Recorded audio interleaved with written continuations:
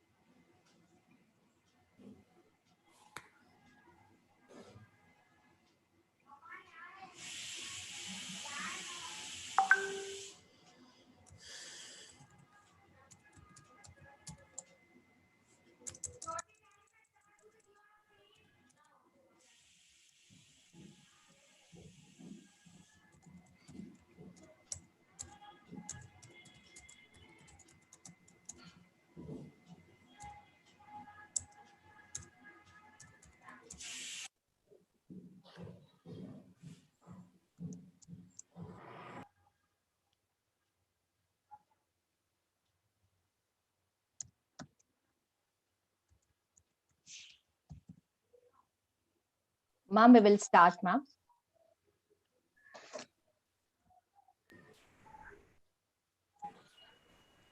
We will start, ma'am. Okay, Sujata. Yeah. A warm and blissful morning to one and all present here. I, Sujata, Head Department of Business Management and Coordinator for Innovation Activity, IIC, take this privilege in welcoming you all to the knowledge gaining session on process of innovation development. Prayer is not asking. Prayer is putting oneself in the hands of God at His disposition and listening to His voice in the depth of our hearts. Prayer is exhaling the spirit of man and inhaling the spirit of God. Hence, I request Mrs. Pushpalata, Head Department of NCA, to invoke God's blessing and lead us in prayer. Proverbs chapter 1, verses 2, 3, 5, and 7.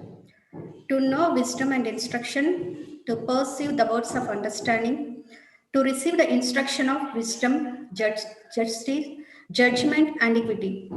A wise man will hear and increase learning, and a man of understanding will attain wise counsel. The fear of the Lord is the beginning of knowledge, but fools despise wisdom and instruction. This is the word of the Lord. Thanks to the Lord. Thank you, Pushpa ma'am. St.Anne's has acquired IIC status in the year 2019. IIC at St.Anne's always strive to foster the innovation and entrepreneurship culture in the institution through multimedia modes The success of IIC at St.Anne's is because of the support, guidance, and exemplary efforts of Dr. Smita Asthana Ma'am, Dean of Academics. Sir Dr. Venugopal Sir, Srikala Ma'am, and Neeraja Ma'am, who had been our mentors and motivators, who trusted us and supported in all our endeavors. Thank you all. Innovation is seeing what everybody has seen and thinking what nobody has thought. The creative and innovation is a place where no one else has ever been. You have to leave your comfort zone and go into the wilderness of your intuition. What you discover will be wonderful. What you will discover is yourself. The knowledge gaining session on process of innovation development takes us through the journey of how a business idea is converted into an prototype and then describing the path of translating new or existing knowledge into marketable solution and technology readiness levels. To impart this knowledge, we have with us Mr. Sayantan Mukherjee, innovation coach and founder of Innovators Garage and the Hilltop Ventures. Indeed, it's my great pleasure to welcome Mr. Sayantan Mukherjee, sir, with a green greeting. Thanks a lot. Thanks a lot, ma'am.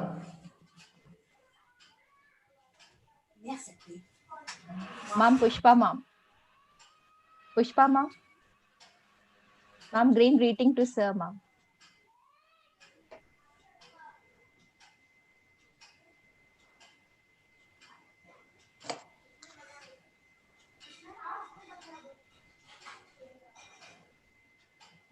I think there is some Technical issue. Okay. or maybe internet lapse. Now I request Miss Nasreen, faculty, Department of Nutrition, to give brief profile of sir.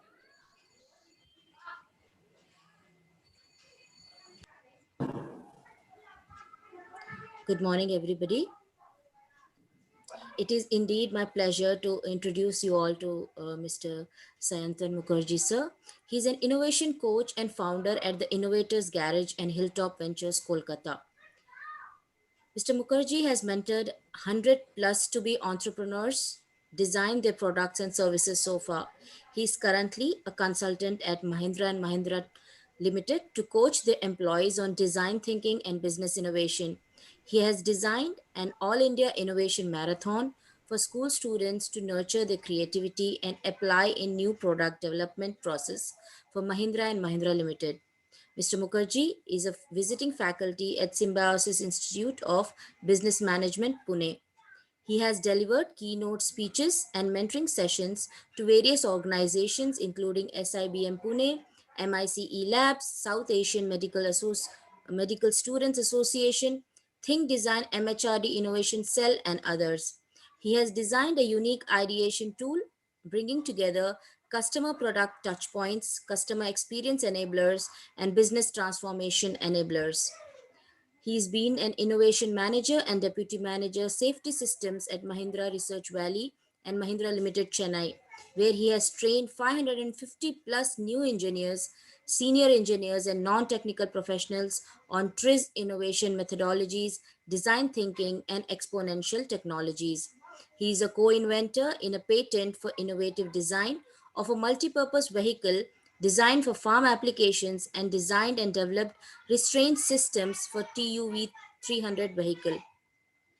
Coming to his education qualifications, he holds an MBA degree in innovation and entrepreneurship from Symbiosis Institute of Business Management, Pune, and is a BTech in automobile engineering from MCKV Institute of Engineering, Kolkata. He is a TRIZ Level 2 certified inventor from Matriz.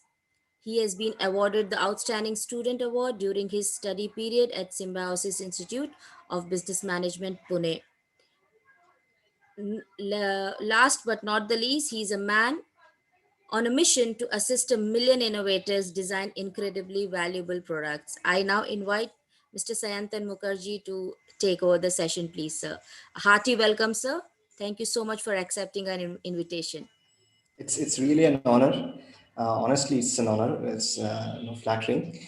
And this is one of the privilege, I would say, speaking to so many young minds. And it's true that I had been training a lot of people, but mostly the age group is at least beyond 30, 35. So here I get to interact with so many young people, and that's exactly what you just mentioned about my mission statement. It's in line. So you are doing a favor to me as well. Don't consider it only the other way around. So thanks a lot for having me here. The honored, sir.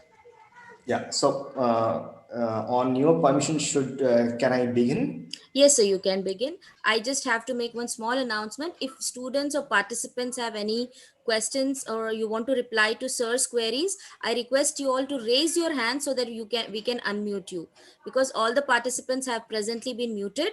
So in case you want to answer, please raise your hand so that you can be unmuted. You can begin, sir. Thank you so much. And I would request the students, please make Nasrin ma'am's life little difficult with raising as many times hand as possible, because that's how we will be seeing the power of interaction. My So, pleasure. My pleasure. so yeah, with that, one request to all the participants: keep a pen and paper handy with you, because there will be a lot of times where you need to take notes, and there will be times where I'll require your ideas. I want to see what you come up with, and then on that basis of what you say, we will build up. Okay, so keep a pen and paper ready with you. Okay, so I'll go ahead and 1 minute. Let me know if you can see my screen. Yes, sir, we can.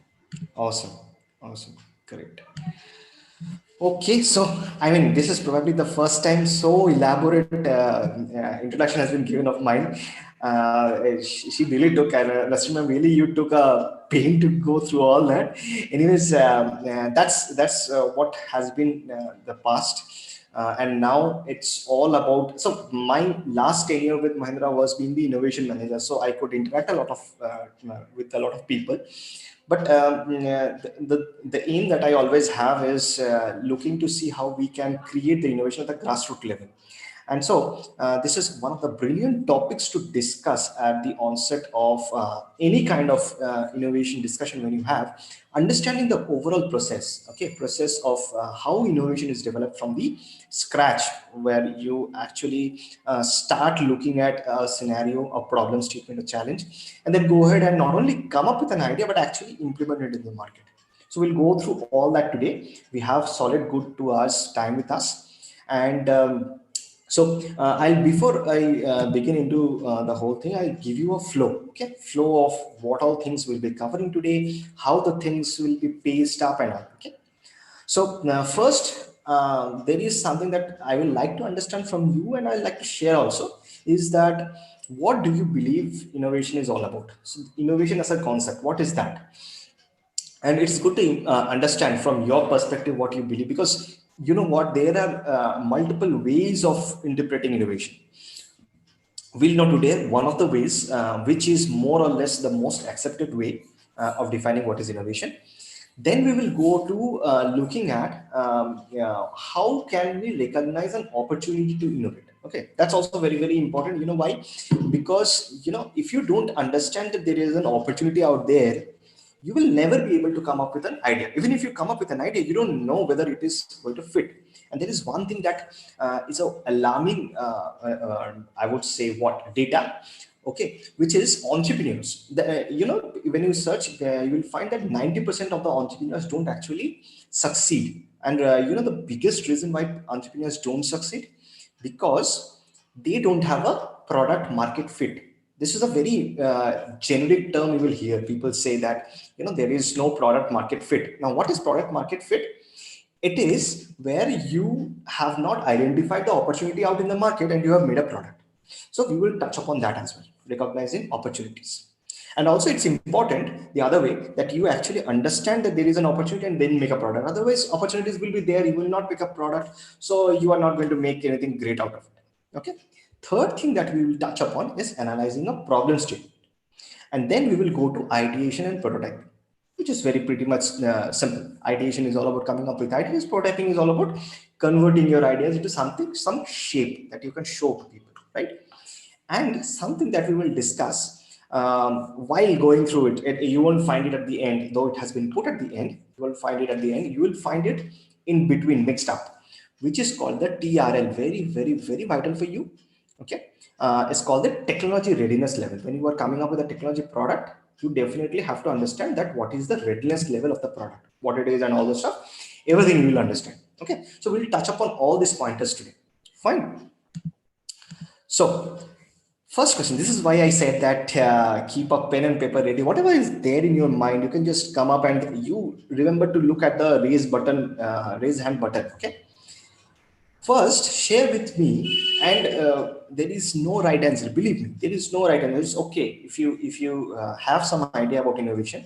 Feel free to raise hand and let me know that what do you believe innovation is.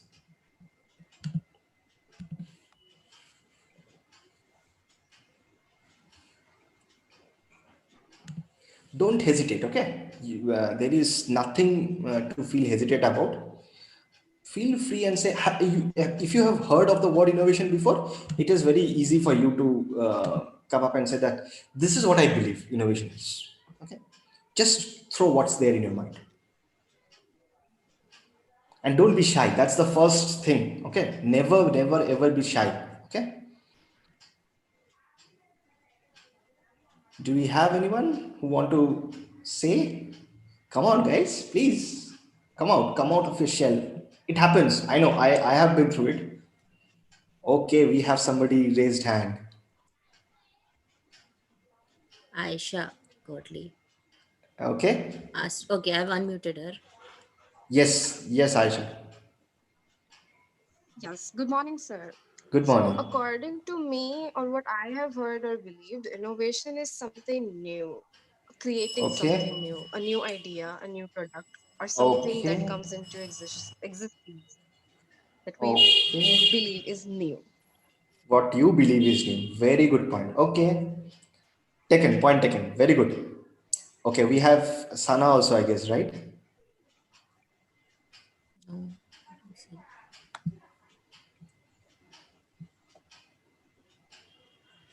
Okay, you can answer, ma. Good morning, sir. Good So, morning. like Aisha said, I mean, I think that's a traditional explanation for Mm-hmm. innovation. Innovation, I Mm-hmm. think, can be something as simple as a more efficient or optimized solution too. Okay. You're making something better, you say. Yeah, yeah. Okay, point taken. You're making something better. Fine. And we have one more participant, right? Good morning, sir. Good morning. So, innovation is something which we try to do something different from others. Okay, somebody has done something and you are doing it differently, so yours is an innovation. That's what you mean, right? Yes, sir. Awesome, fine. Point taken. Now I have a second question to this. If this is what you guys mentioned, something better, something new, what existing is there, I am doing different. Point taken. Then if that's the thing, then what is the difference between invention and innovation?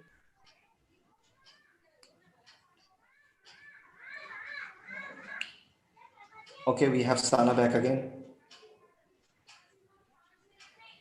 I think invention might be something original, whereas Okay. innovation, like I said before, it could be something just optimizing an already existing solution, making it better. So Okay. it doesn't have to be a very new concept or something very extraordinarily new that nobody has seen before. So yeah, Okay. Point taken. Point taken. So, yeah, for you, it's invention is completely new. Innovation may not be that new, but it's still something better than before. Okay. Okay. Point taken. Who else is there? So, as invention is like something creating, and innovation is developing it. And I mean, Go on. Invention is something creative, and innovation is developing it. I think you are muted. Anyone else? I see probably a uh, few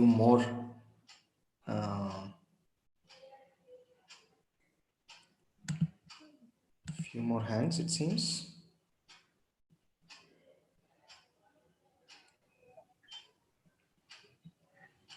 Yes, sir, it's me, Nandini. Yes, Good morning, Nandini. sir. Good morning, Nandini. So, innovation is something about creating a new things, while innovation, innovation which introduce the concept with the use of new idea or new methods. Thank you, sir.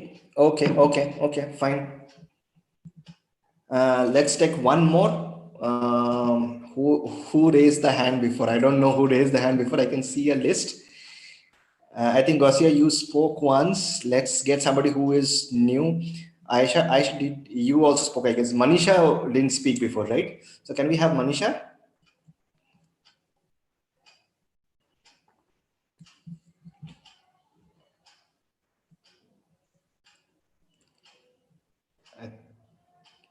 Could you unmute? Yeah, Manisha, you can unmute yourself. Good morning, sir. Yes. Good morning.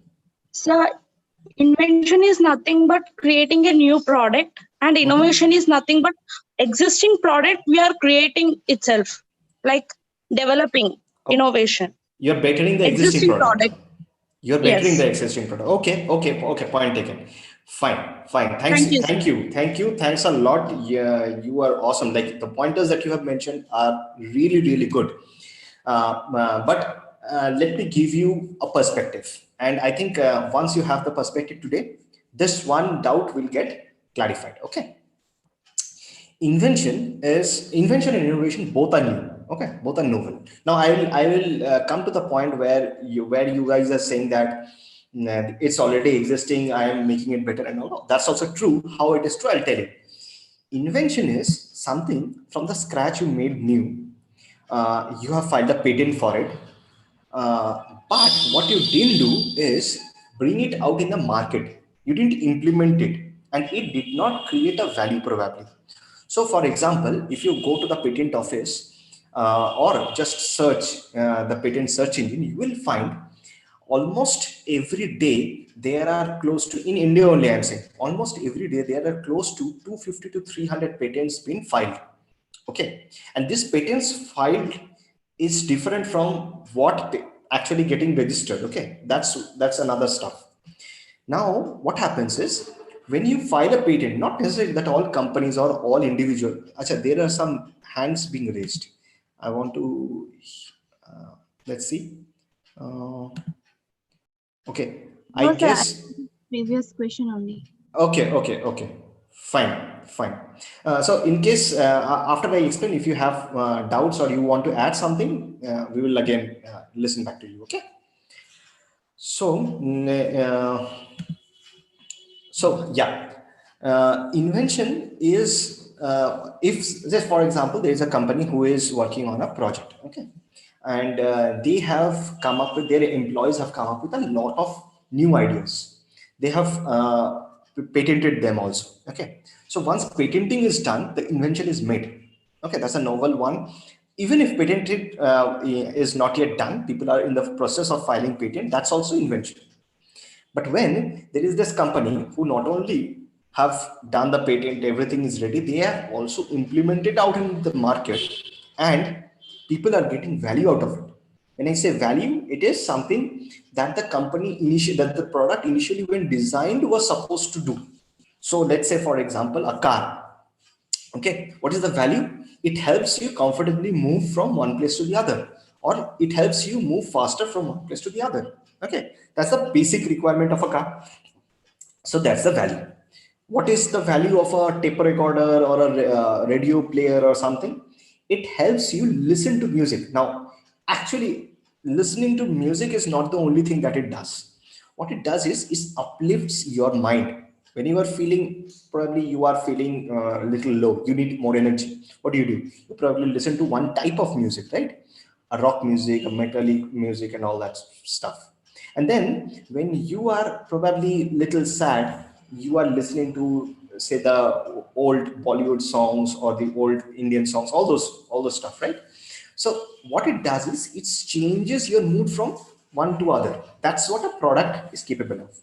When you have implemented your product out in the market and people are able to do what they want through that, then it's an innovation. So innovation in a nutshell is this. It has to be novel, which is new. You all have mentioned. It has to be implemented. If it is not implemented, if you have made it, it's a new thing, but you have not done anything about it, you didn't bring it out in the market, then it's not implemented. Okay. And third thing is creating a value for the mass. It's not creating a value for you and your friend. It's creating a value for at least say 100, 200 people. Many people are actually getting some value. When I say value, one is them getting value. The other is you as a company, as an individual, you are also earning profit. That's a value to you. If you are not earning profit, you are giving something for free. That's charity. That's not innovation. That's charity. Okay. So if you are able to do a sustainable business where you give value, you get some value. And the value is probably in the monetary terms or in some kind of other terms, whatever. It can be royalty, whatever. Right? So innovation in a nutshell is these three things. Now the question is, there are few companies that we see they have innovated, but the idea is initially not their own idea. Probably they have borrowed from somewhere. So to give you an example, we may debate whether Ola is a innovation or not. No, Ola is not an innovation because it's a copy model. Uber was there, probably not in India, somewhere else. By the time they came India, after that, Ola also started. So I wouldn't say Ola is an innovation. It's implemented, yes. It created value, yes. But whether it was novel, no, it wasn't a novel idea, right? It was not this guy's Bhavish Agarwal's own idea, right? Now, think about it that then what kind of a copy model also we will call innovation? There is one guy, you may have heard of this famous Arvind eye care before. So there was one guy, Dr. Govindappa Venkataswamy, okay, who founded Arvind eye care. So he actually was struggling with one part of how to reduce the cost of cataract surgery in India. And he went to a McDonald's store. He happened to be in a McDonald's store. And there he saw that very normal people are actually giving him the burgers. So then he went inside and found out that the main patty, which is the most tasty part of a burger, is made by an expert. Rest all staff are very local people, they are managing it. That gave him an idea that why don't I actually create a process where only cutting the cataract is done by the expert. And that's how we reduce the cost of cataract surgery. Now that's also a copy model, but not a direct copy. It's not that he saw it somewhere else, some other eye hospital was doing it. He just started in his own eye hospital. No, he borrowed the idea from a different industry altogether, which is very, very different. So it is a novel idea in that industry, right? We have a hand raised over here. I can see, I think, sorry, I can see, yes. Oh, we don't have any hand. Okay, fine, great. So any question till now? If you have question, you may put in chat box also in case you don't want to raise hand or something. If not, we will move ahead. Okay, this part is clear, right? What is the difference between invention and innovation? This is very vital, guys. Very important. You are doing right now, you are learning the process of innovation development, right? If you don't understand what is innovation, it makes no sense in understanding the process of innovation development. So innovation development, when it comes, you have to have something new, then you have to implement it, and then you have to create a value for everybody. So before starting only, you have to know that there should be some value to be added. Okay, we have a hand here, Shivani. Yes, can we listen to you? No, I think there is nothing. Fine, let's go ahead now. I'll tell you through a story and I'll ask you what part did you see, because this is just a confirmation that you realized. Okay, what part of this story is an invention and what part it became an innovation. Fine. So what happened is, in a village, there is these two guys. Okay, imagine this is a village. Okay, So these two guys, they don't have much money, and this guy on the left hand side, you can see holding the ball. His father gave him this ball. Okay, quite a, for them it's quite expensive, and they were playing cricket. So this guy, he actually has hit a six or something. Okay, and the ball is lost somewhere. Now this guy is worried. What do we do? Father has given expensive ball. I cannot lose it. So he was trying to find out things here and there, and suddenly he came across some type of a mud near one riverside. Okay, he saw that mud and he found the mud is little different from other muds. It's sticky a little more. Okay, it sticks for long. Then he got an idea. What he did is he made round balls out of it, and then he used this fire to make it hard. So it became like a ball, and they played. He didn't stop there. What he did is he found that this is good. Then he actually made multiple balls out of it, and he started selling to all the people over there, because till now these people in that village, they were also buying from outside, going ahead and buying some stuff, some kind of a ball. Now, can you tell me, where do you see? There are three things you can see in this whole story. One is called discovery.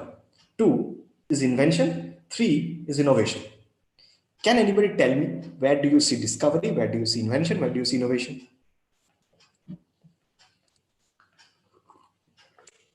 Yes, Sana? I think I So, only. discovery is when he finds the mud pool and he realizes that it's sticky and he could use it to make the cricket balls. And Absolutely.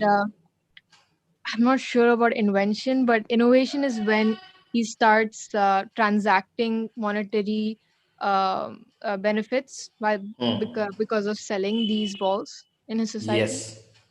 Yes, absolutely. There are few other raised hands. So anybody can help me with invention? Which part of this was invention? I can see Ankita.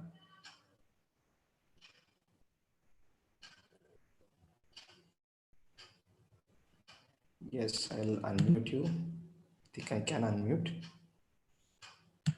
No, I can't. Ankita, you can unmute yourself.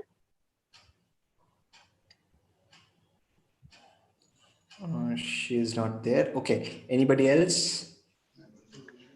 Yes, Sir, I Aisha. think invention was when he used the fire to strengthen the mud ball. Absolutely. Yes. That's that. And Your logic. Your logic for why you call that an invention. because innovation was when he knew that a ball could be made, and then invention, that is because he thought that out of a new concept. It was a new concept on its whole. His knowledge of fire can take off the moisture out of the system, whatever is there is invention. That's his knowledge. He applied, he invented something which wasn't there before. Nobody knew about it. It's again novel. He could go ahead and patent it. Now, not necessarily that all inventions are patented. That's why I want to hammer this point. In case you don't see a patent, you say, no, no, this is not an invention. No, that's not true. Inventions can be patented, not necessarily all inventions are patented. So this is absolutely right, Aisha. And beyond that, what happens is when he actually makes the transaction, sorry, when he actually makes the transaction is where the innovation happens. Okay, cool, great. So yes, so this is what we have from this story. Now, where we go ahead is opportunity recognition. You remember we said that we will have initially the concept of innovation cleared. So we have that innovation concept cleared. Fine. What a minute. So what we do is, I'll give you a story, okay, and I'll tell you where the opportunity recognition whole thing comes. Imagine this scenario, okay. There is a family of four, okay. They are out probably in a vacation during this time, okay. Maybe not this time, maybe a month later, okay. And they are from somewhere from, they are going, where they are going is somewhere probably in the North Indian part, okay. Now, North India, during end December, early January, it's very, very cold and foggy, very cold and foggy. You may have heard about the cases on the Yamuna Expressway. It's one of the deadliest expressway to be in during fog. Okay. Now, that's the situation. What happens is, yes, the road is something like this, and they are in a car, and so there is this father, mother, and one daughter and one son. Fine. So the driver was driving. Suddenly, what happened is, and there was a driver who was driving. So what happened is, there was a railway track, okay, a open railway track, and the car, obviously, because of this deep fog, they couldn't see anything. The car actually bumped with the railway track, and there was a jerk internally. So everybody jerked, but what happened is the girl of that family, she got hurt on the head. Fine. Now, obviously, at that point, if this something happened, obviously the whole family is busy in getting her relieved, whatever she's feeling pain, so the pain has to be relieved. All those stuff is there. So imagine this happened to you. You were one of the family members, and this has happened.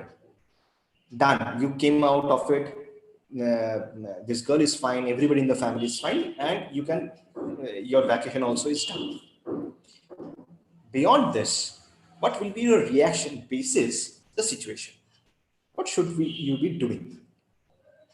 Are you going to do anything about it, or what would be your attitude next? That yes, I was part of an accident. It happened, just gone.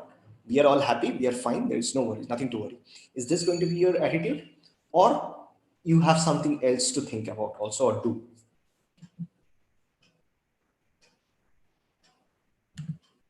Anybody? Is it a new raised hand from Aisha? Yes, sir. Would Yes. probably try to put on a caution sign or something over there. That's brilliant. You will put a caution sign. But tell me one thing. The road is so foggy. You can see how foggy this thing is outside. The weather is. So caution sign. If it is not visible, Then you have to think. that's But I liked your approach that at least you want to do something about it. You are not letting it go. That see, this is something that happened to my family. Now it's not a problem. I don't care. You're thinking that's a very good thing. Okay, so we have another raised hand. Let's hear from our next I think Gausia. Yes, Afrin.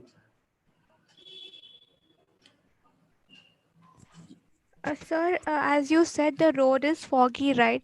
So she must be thinking, thank God ki I have just got a hurt from the jerk things. I have secured. I'm safe.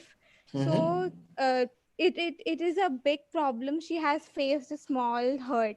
So she might be relieved that it is a foggy thing. Everyone must be. There are a lot of accidents happening, so it is just a hurt.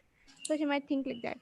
Absolutely. It's a very positive attitude where you say that it could have been worse. I am so lucky. God saved me. Yes, absolutely. That's obviously a reaction. But now, where we are in a situation where we all want to come out with innovation, come up with a new something new, what we are going to do is we have to be beyond that, right? We have to be beyond what happened to me. I found an opportunity to do something because the fog is for everybody, right? It's not for one person. Fog is for everybody. So if fog is there for everybody, we have, I think, Sana raised hand. Sana, can you unmute yourself? Yeah. So I think since it's not possible to alert people visually since there's a fog. So maybe by using an auditory signal or something like Okay, that, like if she could horn or beep her car, so maybe she could help other people be aware of the sure. Sure. So you are now, see, you are actually moving towards a technology solution, and that's the right approach. It's, see, at that time, yes, you can't do much.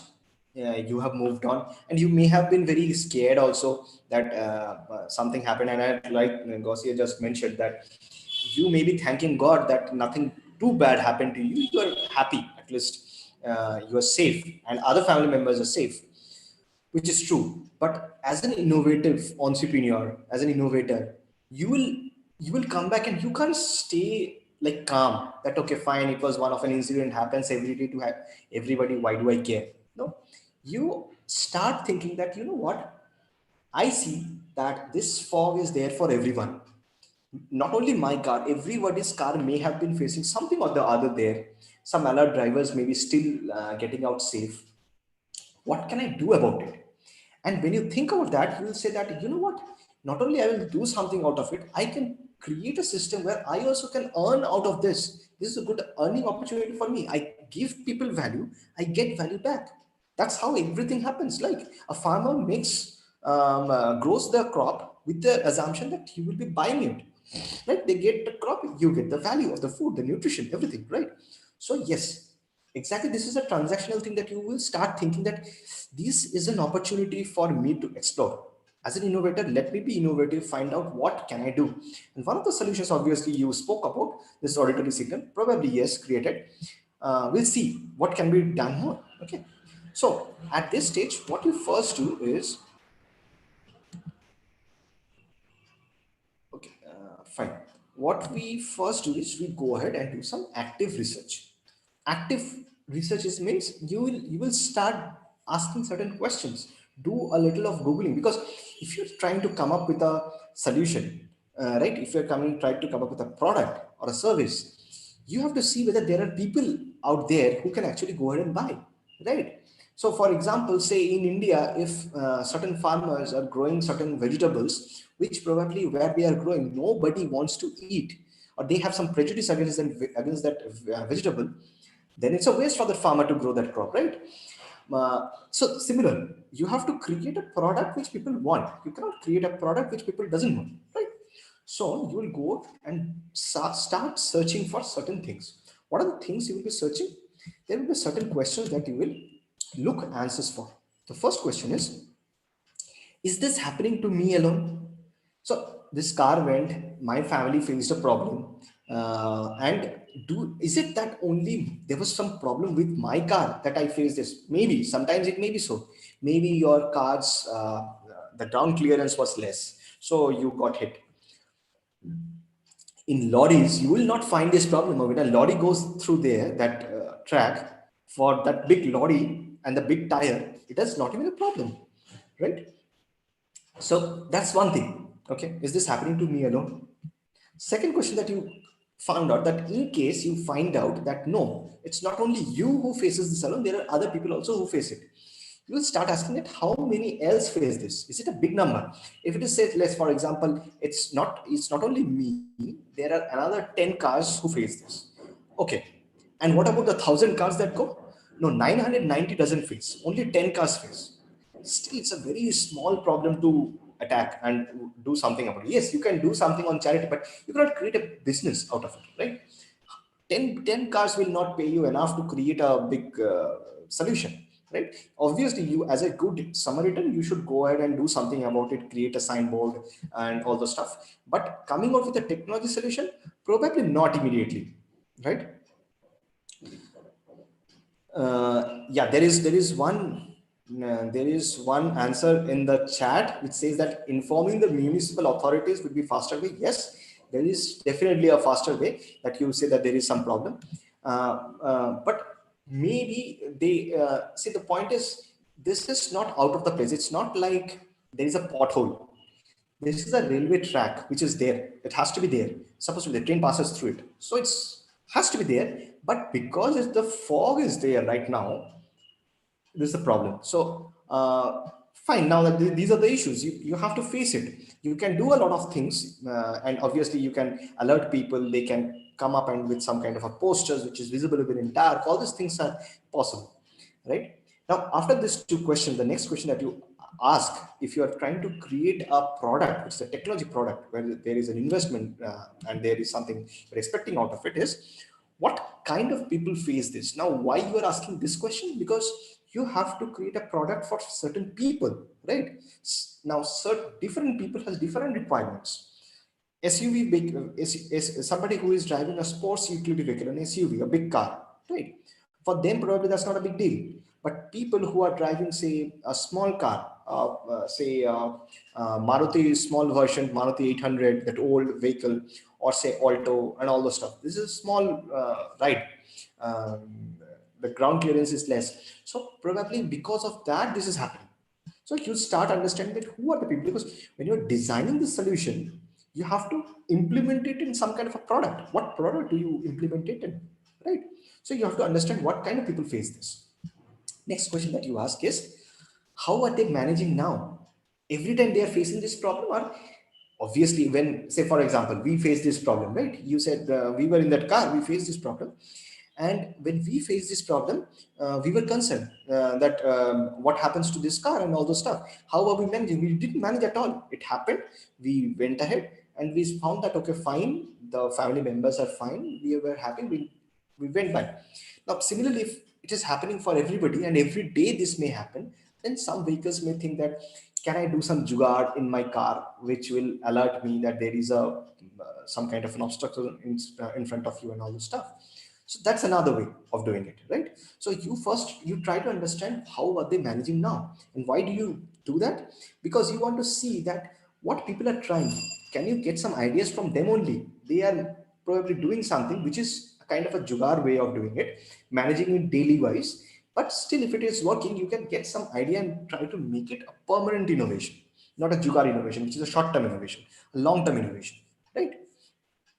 And last question that you ask is, how desperately are they looking for a solution? Now, why you ask this question? Because this is more related to the payment part. If there is a problem, which is an okay problem, not a big problem to solve, and nobody much cares about that, then what happens? Even if you have a solution, people may not buy it. People say that that's good, you are a brilliant innovator, good, and they will go. They will not buy it. If you find somebody, they are struggling every time, they're trying to look for a solution, koi to kuch karo iska, something like that is coming, and then you know that yes, this is the guy whom I want to sell this product, because he will be ready to pay me upfront, which will be required for me for my technology development and all those stuff, right? Now, so at this point, you have done your research, right? All your research is done, you have got some answers. So let's assume that all your answers, you got the answers for most of this. Okay. What should be the logical next step? Just after this, you are here where you have idea that this is the problem. Okay, this is what is happening. And there are multiple things that we have understood that there is a market out there. People are ready to buy. You have got all that data. What should be the next step? Can anybody tell me what should be the next step?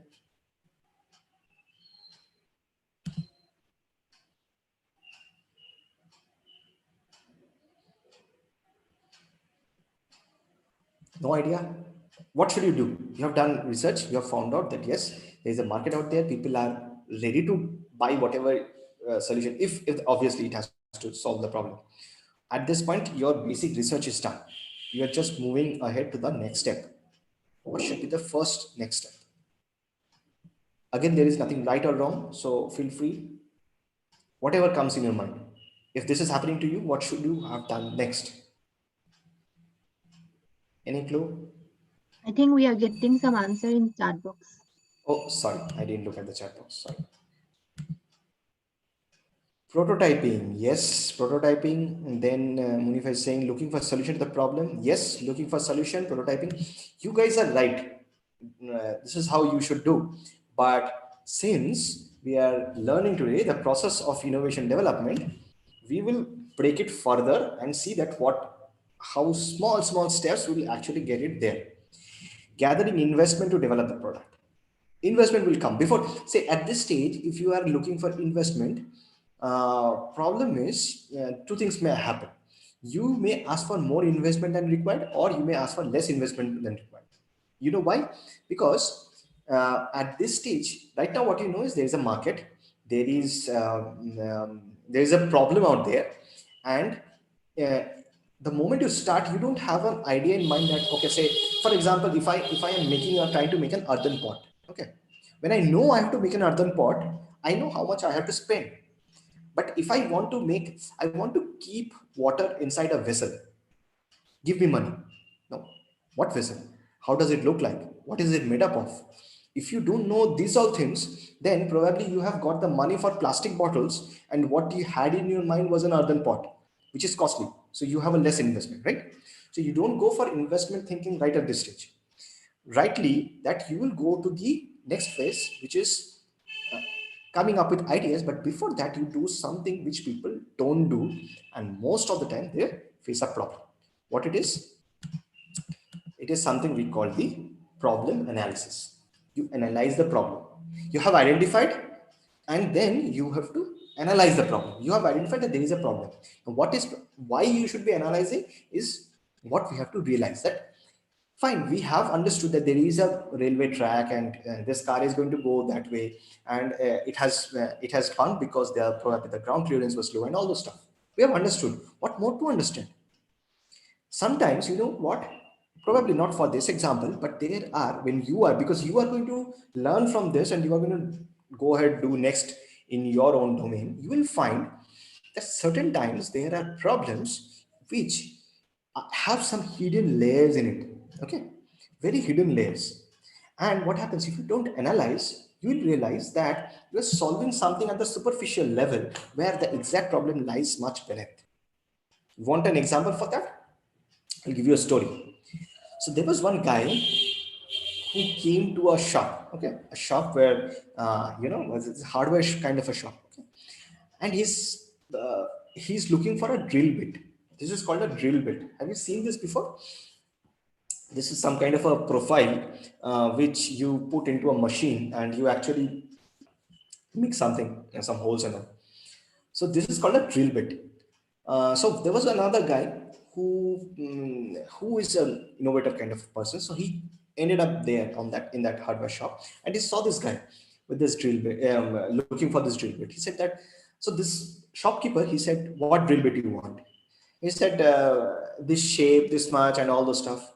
And that guy is struggling to find out where the product is. While he is around searching for the product, this guy, who is the innovator, he asked the buyer, "You are buying a drill bit?" He said, "Yes." "But why are you buying that drill bit?" She said, "You know what? I have a drilling machine and I'm not finding the right drill bit to put into it." So he said, "That's cool. That's a very good idea to buy a drill bit for a drilling machine. But the question is, why do you want to use a drilling machine?" So this guy said, "You know what? I need to make a hole on the wall. That's why I'm looking for this drill bit that can go into a drilling machine." So this guy said, "That's purely pathetic. You have a nice wall and you just want to make a hole for no reason?" He said, "No, no, no, no, not for no reason. There is a reason. The reason is I want to put the nails. So for that, I need the hole." I said, "Okay, you need to put nails, but why will you want to decorate your wall with nails?" I said, "No, no, no. I don't want to decorate wall with the nails. Actually, I want to hang a picture." Now, when he said that, this guy said, "Oh my goodness, you just want to hang a picture and that's why you are searching for a drill bit? I can give you something brilliant, which is something like a sticky hanger. You might have used this before, right? You all know this. The sticky hanger, you can see this. This is a 3M pack, a pack from the company 3M, who makes brilliant glues and all. And they are saying that, 3.4 kg, up to 3.4 kg you can hold. No nail, no damage. Think about it. This guy who was selling this drill bit, while he was searching for this drill bit, the right drill bit, he lost one customer. The moment this guy, this innovator guy, told to this buyer, is, "You know what? I have this thing on the left hand side, whatever you can see, left and bottom. I have this thing. You don't have to do anything. You don't see. Even in this pack also, it's written removes cleanly, no marks. You can put it whenever you don't want it. You can remove it. There won't be any mark at all. Nothing happens. It's a brilliant product. Why do you want to put a hole, buy a drill bit for that, put some nails, and then hang a picture? You just want to hang the picture, right? Why don't you use it?" This is exactly what happens when we don't analyze a problem and we start with ideation. At this stage, the problem was just finding the right drill bit for this guy who was looking for a drill bit for the drilling machine. Now, you would have If you would not have analyzed, you would have gone ahead and given him a drill bit, and that guy would have in the midway found this guy who says that this is a better product. You would not have come to this drill bit guy ever, right? So this is the importance of analyzing a problem. There are multiple ways to analyze a problem, multiple steps to analyze a problem, but at this point of time where you are, this is good enough for you to understand that you have to analyze a problem this way. One of the best ways, and this is called the multi-why analysis, where you ask the word why multiple times. You know, every time there is something. So if you remember this example, why you are using a drill bit? To put it in a drilling machine. Why do you want to put a drill bit in a drilling machine and do what? To create a hole. Why a hole? To put nails. Why the nails? To hang a picture. Now at this stage you know that you have a solution, a better one. So this is a very, very powerful way of analyzing a problem. Sometimes these problems are so powerful that you will find that you are going to think about completely new stuff if you have analyzed the problem. And there is a very brilliant quote from none other than Albert Einstein. And he says that if you give me 60 minutes, okay, 60 minutes to solve a problem, I'll take 55 minutes to analyze the problem and just 5 minutes to solve it. Because if you have done the analysis well, you have solved the problem already. So guys, again I repeat, this is one of the very, very, very essential step. Doesn't matter whether you are going to finally just be an inventor, make something and creates a patent in your name, or you are an innovator who actually brings it out in the market and become an innovative entrepreneur rather. This is very vital that you analyze the problem well, you understand the problem very well. Okay, now this was our problem, right? There is a foggy road. And now, if this was the problem, if you have applied multi-why analysis, there are few things that you would have come up with. They're very intriguing questions. What are these possible intriguing questions that you would have come up with? Why is there fog? Now, that's very odd. Fog is there because it's there. It's supposed to be there. It's December, January time. People will say, what this girl is talking about? She is gone bad. She is now saying, why is there fog? There is fog. Yeah, it's true, there is fog, but why there has to be a fog around the car? Now, the moment I say that, you'll start thinking, where is this conversation going? Why can't I have something which creates a coat around? It's a kind of a environmental atmospheric coat around the car that it does not allow the fog to be there in the around the 10 meters, probably 10 to 20 meters around the car. Probably something is coming out of the car, right? That's intriguing. Fine. So this is a very intriguing question, isn't it? Why is there fog? Otherwise, you will never come up with this kind of an idea. So if you don't have this kind of a strong on your face making questions. Next question. Why is nothing visible to the driver in the fog? Fine. I agreed that there is fog. The fog is touching the windshield. The fog is touching every part of the car. I'm not doing anything about it. But my question is, why is the driver not able to see in the fog? Now we'll say that that's again another idiotic question. Driver can't see because it's on the windshield and it's making there is some moisture layer forming on the windshield. I have to keep on wiping it, and still the in front also there is nothing visible. So the question is that the only way? The visibility of the driver has to be through his own eyes. Can't it be through some technology that he can see? Now, that's another better question. Yes, that makes sense. So this is another probing question that you have. Third probing question. Why is someone driving the car while there is fog? Now you can say that the mothers back at home will say this question, ask this question. Abhi kyun nikalna hai? Yeah, there is so much fog around. Why are you trying to go out even now? Let it settle down. Maybe the sun comes out around say 10, 10:30, then go out. Now, not always time is available with us, right? Sometimes we have to travel even in it is not 10. Then the question comes, think about the question again. Why is someone driving the car? Someone, when I say someone, it's a human being. Why it has to be a human being driving the car? Is it always that I have to have a human being driving the car? If the human being is not driving, he does not have to look at the environment around. And there is somebody else with a different way to deal with it. And that's probably where Waymo, the one who is actually driving the autonomous vehicles, they are out there, right? So these are few possible questions you may ask, but not necessarily these are the only questions that you will ask. You will probably ask more realistic questions, questions that will give you immediately some ideas to work on. Probably in that way, question number two is something you all may like if you are interested in technology. And obviously, we are talking about technology readiness today, so definitely a technology solution, and you may be interested in the question number two. Now, when you have reached there, you don't start attacking all the questions. As an innovator, you pick one of this.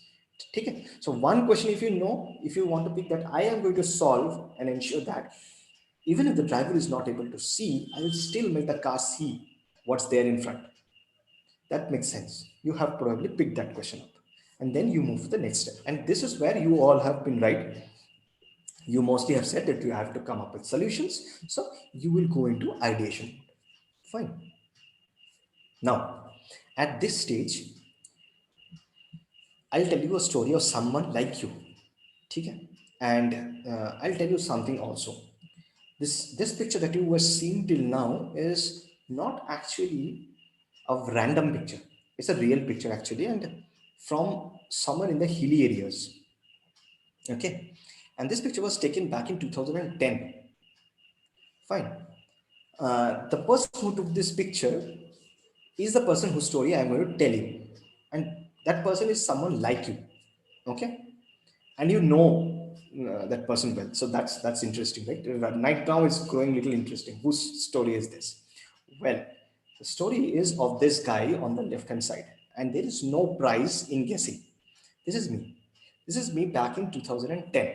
Okay, I was also like you. I said this person is going to be like you.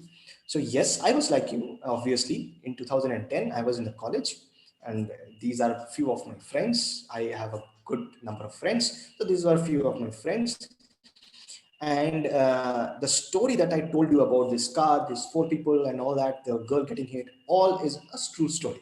The true story is of mine, and the girl is obviously my sister. So we actually were traveling, and this car, it was a hatchback, small car, and oh, sorry, it's a small hatchback car. And then what happened is I faced this, we as a family faced this issue. And then I decided, like I said, as innovators, you should not be somebody who just say that, okay, fine, I'm done, my family is safe. My sister was safe after that. Obviously, she got a cut, we got it treated and all the stuff. I could have moved on, but that one thing kept on hitting me. Why is it so? Why has to be this way? And North India is always this way all the time. I am from the east part. We also see this, but not as bad as North India. In fact, the problem grows more bad towards the UP side, mainly because this is also the season where there's a lot of stubble burning that happens. That's another problem. Stubble burning is something where farmers burn their residue at the end of the season. So that is adding to the pollution, and that with the fog, which is more of a smog kind of stuff, it's everywhere. It's dangerous. Okay. So, and this is something that I faced in the hilly area also, where hilly area, what happens is it's dangerous, really. On one side, you have the hill, the other side, you have kind of the ditch, right? And you are actually going by, your car is going by, there's a, the road is good, everything is fine. But if the visibility is low, you don't know the turns, and there have been multiple accidents. So vehicles don't generally try to travel when there is very thick fog, but you can't predict the fog in the north. What happens is, at areas you will be finding that there is sun, there is everything fine, and suddenly, probably maybe 10, 12 kilometers later, you will find it's absolutely foggy, dead foggy. So it was a big concern, and you cannot actually rely on the system. So this is something that I took up as a challenge, that how to help vehicles navigate in hilly areas safely under low visibility conditions. Okay. So I knew this is something going to be the technology that I have to use. This is why I said that question number two, very important, something where I can take away the onus of fighting with the fog from the driver to the car. I want to put it back to the car. The car is a more sophisticated machine, growing sophisticated every day. Why can't we embed something in it that it becomes powerful on its own? Why do I need a driver for that? Right? So I knew that this is an obstruction detection technology. And as Nasreen ma'am already told you, my background is automobile engineering. But unfortunately, back in 2010 and all that time, automobile engineering was considered the sister of mechanical engineering. So we were mostly mechanical engineers, and I hardly knew coding, hardly had any idea about any electronic parts. But I knew this is a problem I care to solve, and I will be solving it. How do I solve it? I don't know. I'll solve it. Fine. So, first thing that I require to do is forming a team. So I did that.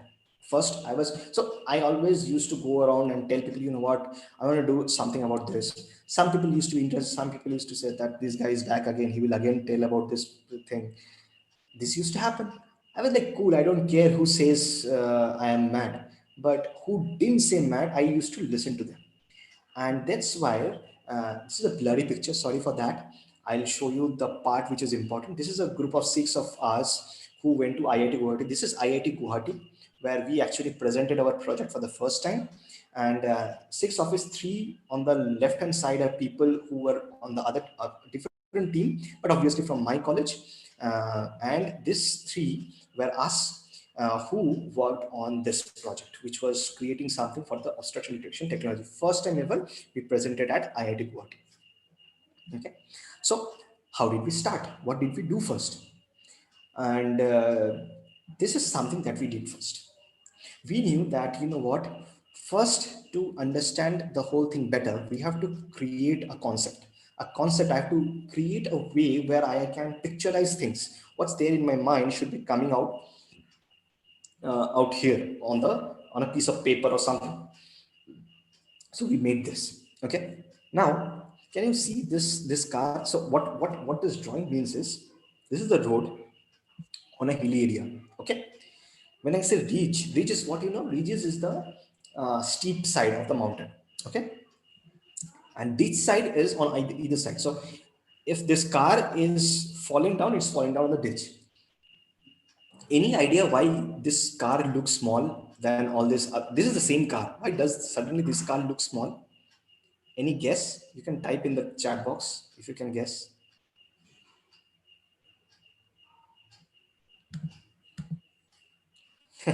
Yeah, it's falling down. It has fallen down. It's from the top. If you're seeing a big thing, you'll see this small, no? So we just created that. In fact, this is not. This is actually, though looks funny. Actually, this was something we demonstrated to the. To the teams of different IITs and all. We showed that. See, this is what it happens, and they were so moved by the clarity of thought. And this is something that I want you guys to note. It's important that you note this inner stuff. This what is this? This is a very pretty, very lame way of drawing, right? It was made in PowerPoint, by the way. There was no paint tool, nothing. We just created one art kind of thing, copied it 2 times to make it like a road, and we just wrote these things. This picture of the car copied from Google Image, put it here, and then we said that, see, if there is nothing, there is fog, this guy doesn't see, he will go in a straight line, and next thing is he will become small because he has fallen down. Then we said that, okay, fine. What we have to do next is we have to create a theoretical solution. We have to first come out with a very basic idea, somewhere where people can start listening to us. Does this guys make sense? What they are saying, does this make any sense? Okay. So we created a theoretical solution. What was that? It looked like this. These are not fans. Sorry if it looks like the fan blades, but no, these are not fan blades. These are, in our way of explaining, some kind of a wave signal. Okay, these are some kind of some waves, some rays that has a range, and it is some kind of a wave going and coming back, and at different directions it's happening. It is calculating the distances while it is happening, and it understands. See, for example, this car, it is getting probably hardly anywhere it is bouncing back, right? The wave is not bouncing back at all. This is also open, this is also open. So it knows that it's in a situation where every side is open. It has to start rotating, and once it starts rotating, the moment it starts getting some signals, it knows, okay, fine, I have to continue this way till the time I again is safely here. So this is one concept, and this concept has nothing to do with our knowledge. Yes, you said sensors. At that time, believe us, we were all three of this people you saw, we were zero in electronics. So we had some idea that there has to be some sensors. What sensor? What wave? No, we didn't know. Nothing. We had no clue about. So, what were we done with? We were done with a nascent idea, very nascent idea. So, there was one problem we wanted to solve, very nascent idea we did. We did a little research. We had a technology concept that, yes, probably this is how the whole thing is happening and all this stuff. But we were not sure exactly what technology, what are the different components of it, but we have identified the application of it. This stage where we were is what is called technology readiness level 0 to 2. Now, I told you that while talking about this story, I will give you the idea of technology readiness level. What is it? So technology readiness level is when you are coming up with a technology solution, there are phases through which you move. Slowly you move. You cannot jump from the very first point where you have a problem to directly a solution and you say, brilliant, sophisticated solution I have come up with. Doesn't happen that way. So how it works?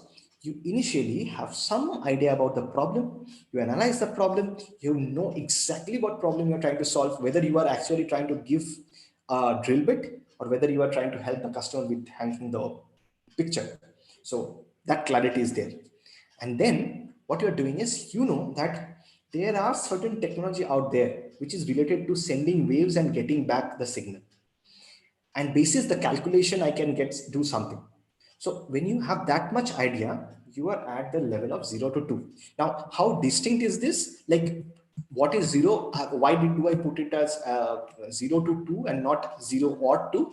Is because 0 is more of that you have an idea but not a proven concept. It's very unproven way. That is 0.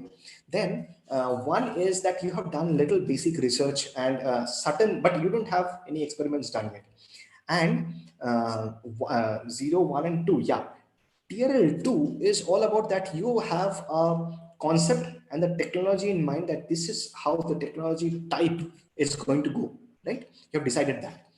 Now, why 0 to 2 and not 0, 1, 2? Because most of the time you will find that you have done partially from 0 something, partially from 2 something.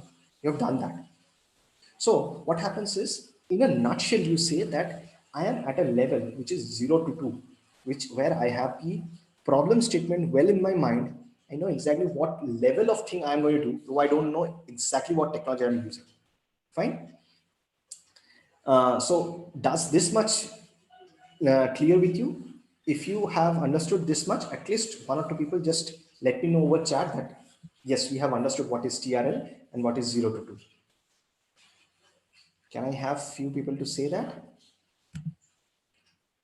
Great, great, great. Awesome. So you understood this part. Fine.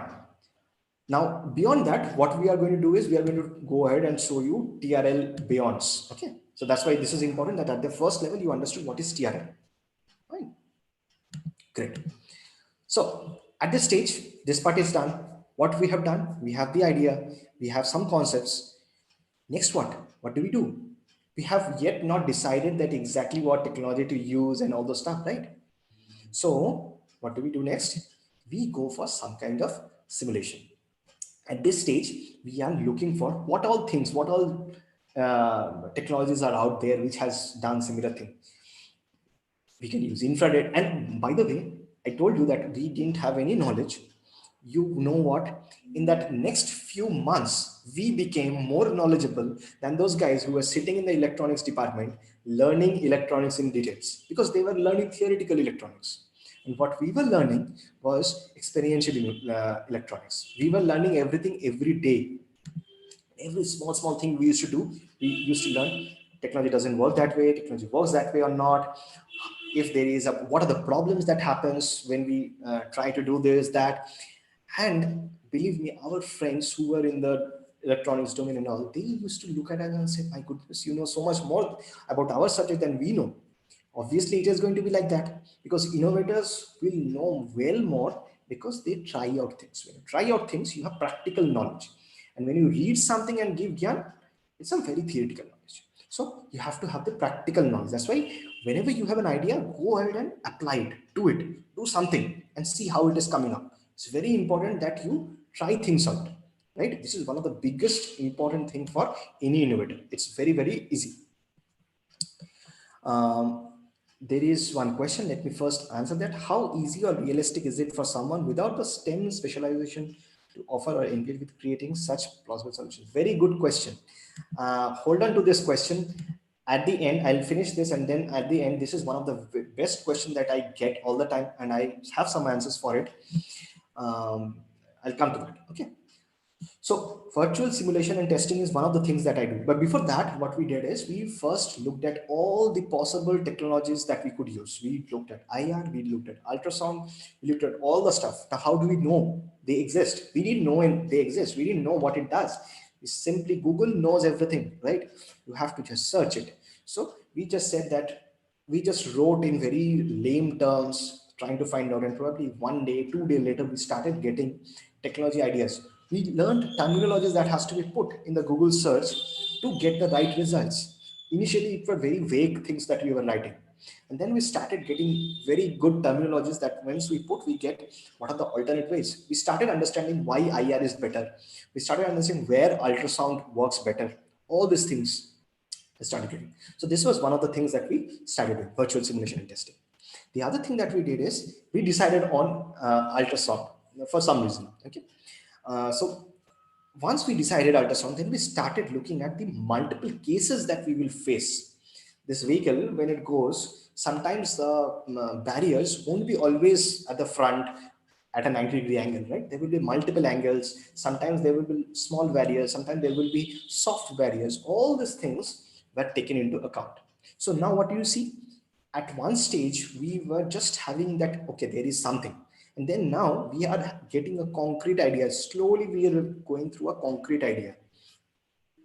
Now, this is the stage where we have done some applied research. What is applied research? You have applied your knowledge, whatever you have seen, maybe it's a virtual only, we applied that. From that research, we have found out certain things that probably is not out there as a knowledge source, readily available. This is applied knowledge. We have done a little bit of technology detailing is also done. Basic things are done. And we did some virtual testing, feasibility, whether it can work or not, that we have checked. Everything virtually was done. Now, this is the stage where we have reached TRL3. Fine. So these are the pointers which you can look at. Once you are here, you know that I have moved one step from the basic concept to some shape, some good shape. So that is TRL3. Then at this stage, we again ask, okay, fine, this is done. What next? What should we do? At this stage, what we did is something very messy.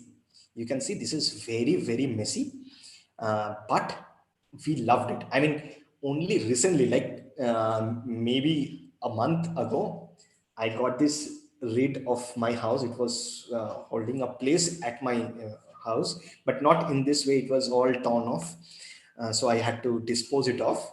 But this is something that I really loved. We made it. It was so much fun doing this.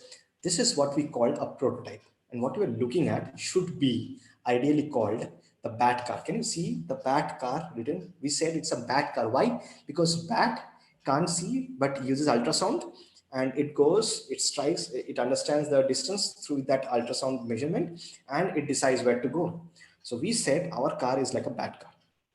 It has the capability to go on its own, and wherever there is something it can, though we didn't make it autonomous, we still used to have a remote control to guide it.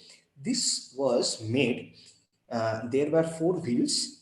Okay, this one thing is a big wooden plank on which you can see all these breadboards were borrowed from our college, and a lot of wires and all those stuff. This in front, what you see is what we call the panel. Okay, and you can see in front of the panel there are two things. These are called the ultrasonic sensors. Okay, so we had these ultrasonic sensors. We had a motor mounted on a wooden what to call it, it's another plank, you can say.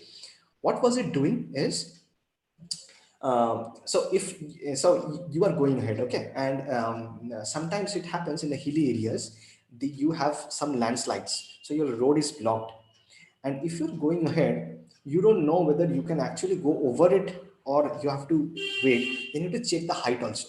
So for that reason, we mounted this thing on a piece of paper. Now, the way on a piece of this plastic. Now, before I go in details of technology, let me tell you one thing. You don't need a technology knowledge to have this common sense that if there is a big barrier in front, I cannot cross it. If there's a small barrier in front, I don't want to wait thinking that it's a big barrier, right? Do you need any technology knowledge for it? You don't have to be even an engineer to think about it. You don't have to be anything. Common sense is what it's called. If you have common sense that if there is a certain bump or little bigger bump, I can still go. If it's a wall, I cannot go, right? Now, only thing now, the moment you have this idea, the only thing that next you do is you start thinking, how do I know whether it's a big wall or a small one? That's where we thought that anyways we have ultrasound and it's anyways checking. Can we check the height, like if we can rotate the whole panel? And then we thought of that, let's have some kind of a motor. There could be thousands of ways to do it. We could have had some linkages which will push it up and down. All these things could have been done. We thought easy way to demonstrate is going to be a motor. We now most of the work on the coding and all, you know who did? Not three of us. There were few good friends of ours who were all the more interested in helping us. And as innovators, let me tell you, this is something that you will always find. If you are doing something for a good reason, and if people are seeing that you are trying to do something, achieve something, you will find that the world will conspire to help you. People will come and say that, don't worry, I am there, I'll do. These guys who wrote the coding for this motor to go up and up for this were friends who were in the electronics domain. They knew how to code different electronics, and they sat for beyond almost 1.5 hours beyond the college schedule only to code this and try it out whether it is working. But there was one problem. So that's why I said that there are some funny stories also. What happened is this we were doing the day before we were leaving for IIT Guwahati. So this is something that we took to IIT Guwahati. So the day we were supposed to go to IIT Guwahati, the day before at almost night, like 8 p.m., we are sitting in the college. These guys are doing it. They have done it, and we said goodbye, thank you, and all. They left. We have to catch the train next day morning, and then we realized that we made a mistake. And the mistake was we told them that we want to check the height, but we didn't tell them that once the height is checked, it should come back. So they made a code which only goes in one direction. So what happened? This panel, this went up. It ripped off all the connections from here because it was rotating.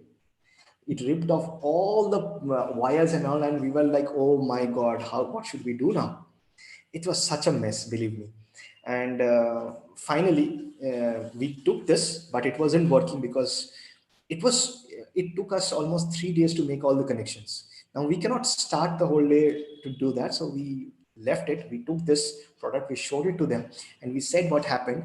The jury was kind enough, and they said, okay, fine, we understand your concept, but sorry, you couldn't show us.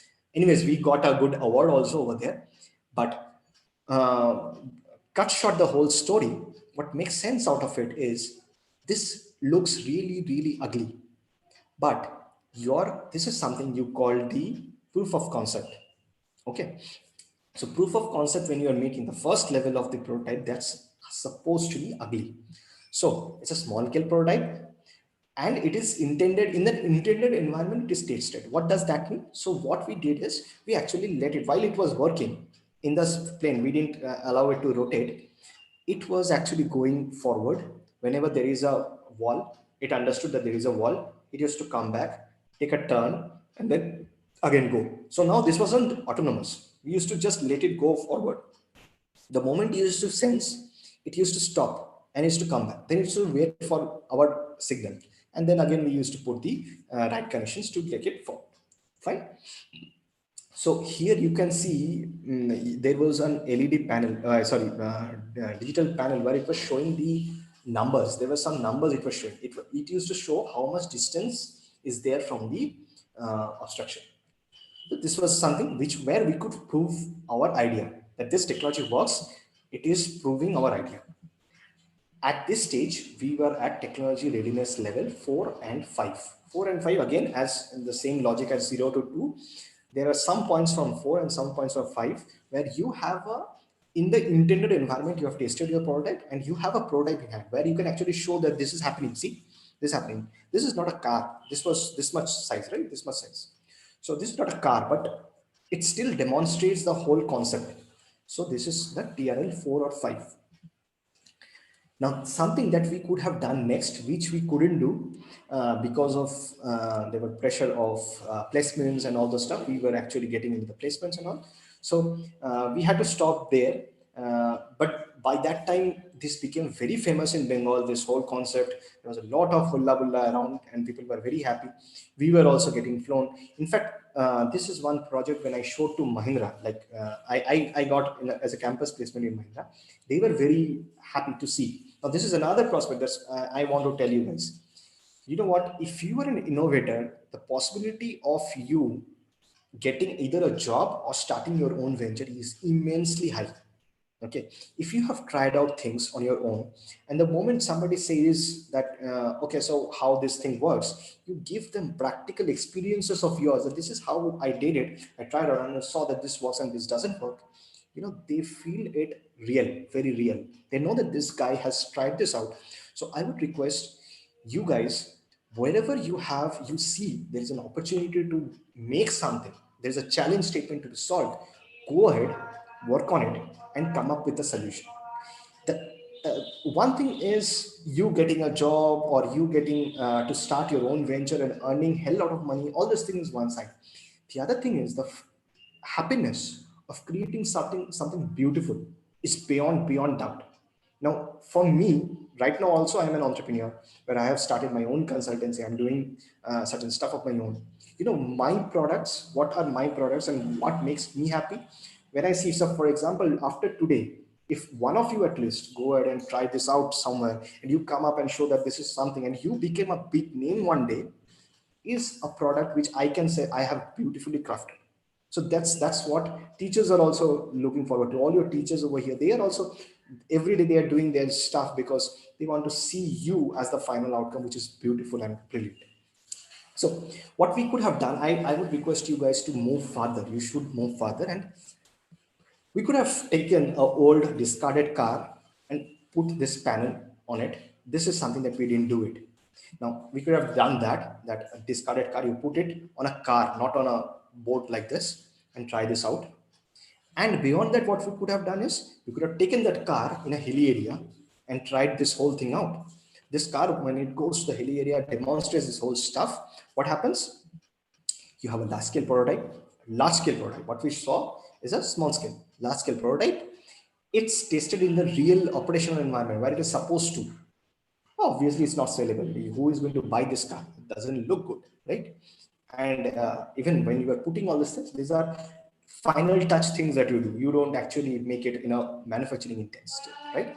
So if you have brought your small scale prototype into a large scale way, right, taken it to the real operational environment, then and you have tested it and it worked fine, then what you have done is you have reached the 6 7 this area. So you can say, if somebody is asking you, so what TRL are you in, you can say, you know what, I have got a full level original component, I've put those functionalities into it, it is demonstrating well, and I have tried it out in the real environment, the operations where it should happen is showing good result. So I am in TRL US 7. You can say 7. I'm in TRL 7. Fine. Once this is done, this is up to this is something the most important for you as students. The most important, most of the time you will see the contests that happen at Atal Innovation Mission level throughout India and all. Mostly they look for this because beyond this is where you are talking about commercials. And if you already have a commercial, you're already like some Flipkarts or the big baskets who are actually out there in the market, right?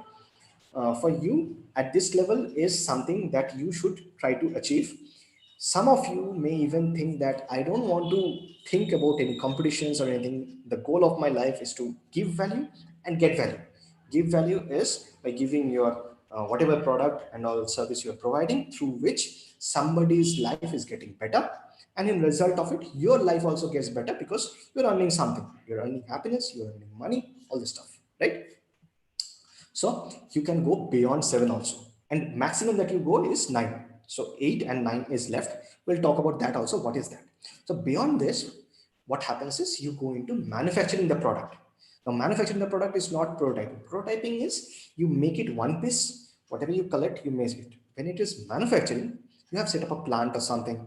Not necessarily all products are as big as this car. Sometimes your product can be made in a small place also, but you should be able to make similar products in the same environment which behaves same. It should not be that this product behaves in X way, that product behaves in Y way. No, it's a standard product. You make a standard equipments to manufacture, right?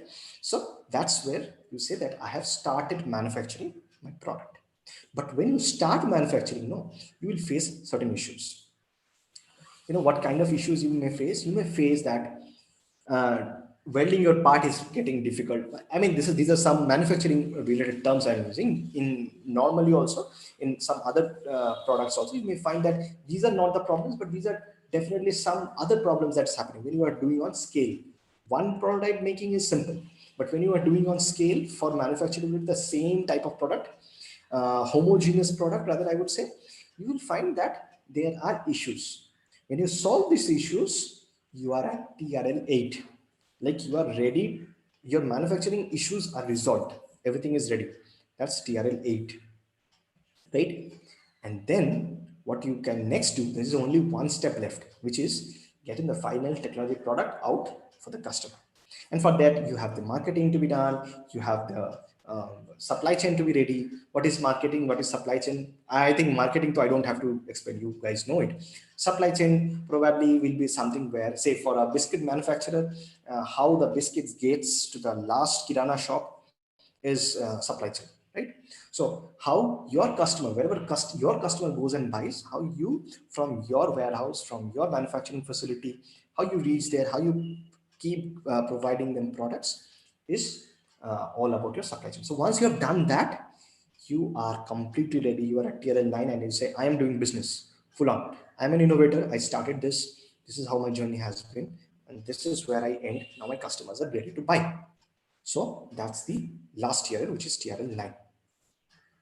So what you did, you started off with identifying an opportunity, right? You first was looking at that, where can I do something? You remember, where did we start? That foggy road, and we said that you face this problem, what do? You can ignore it. You can go ahead and say, my life is good. Why do I make it a best? Or you say, my life is good. I want to make it better. And not only my life, I want to make everybody's life better. I want to make my life better by making others' life better. And that's where an innovator grows. So you have identified an opportunity, cashed on it. So like Flipkart, Amazon, they identified that there is right now a problem. People have to go out and buy stuff, otherwise they don't get anything. Can I make people a little more lazy? Can they have the comfort in their house and still get the product they want? That's why they keep on adding new innovations in the process and everything, right? So similarly, you have to identify what the problem is. Is there a problem right now I can see? Is there something that nobody has tried out? I want to try it out.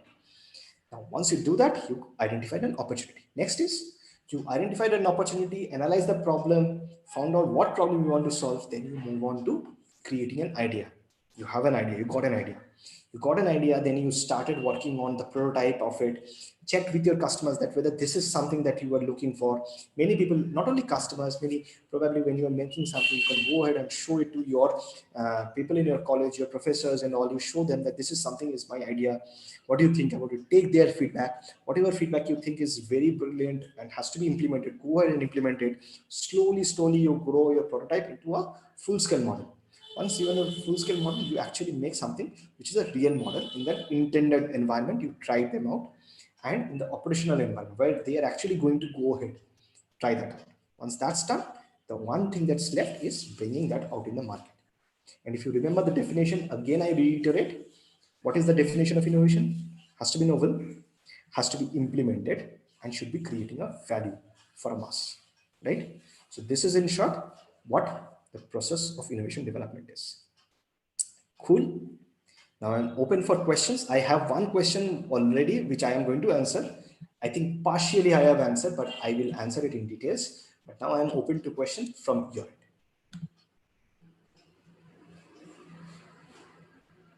Yes, if anybody has any questions, please drop it in the chat box or else raise your hand so that we can unmute you.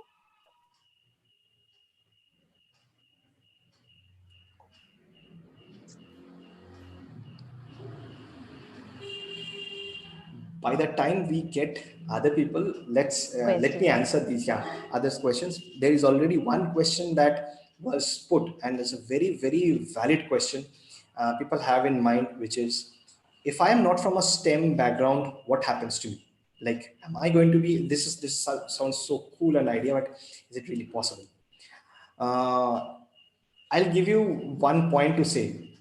What do you think? What kind of product Apple makes? They do make technology products from the very beginning. Do they make technology products? What do you think? All are technology product, right? And you know who the founder of Apple is? One of the founders, obviously, a co-founder. Yes. Yes. And was he somebody with a technology background? Absolutely not. He had no clue. And if let me see if I have it. Just 1 minute. Huh? I'll pull up one video, and this is something I believe is going to answer the whole thing, because that person is more credible to talk about this than me over here. So I'll let that person speak to you and what he said. Let me show.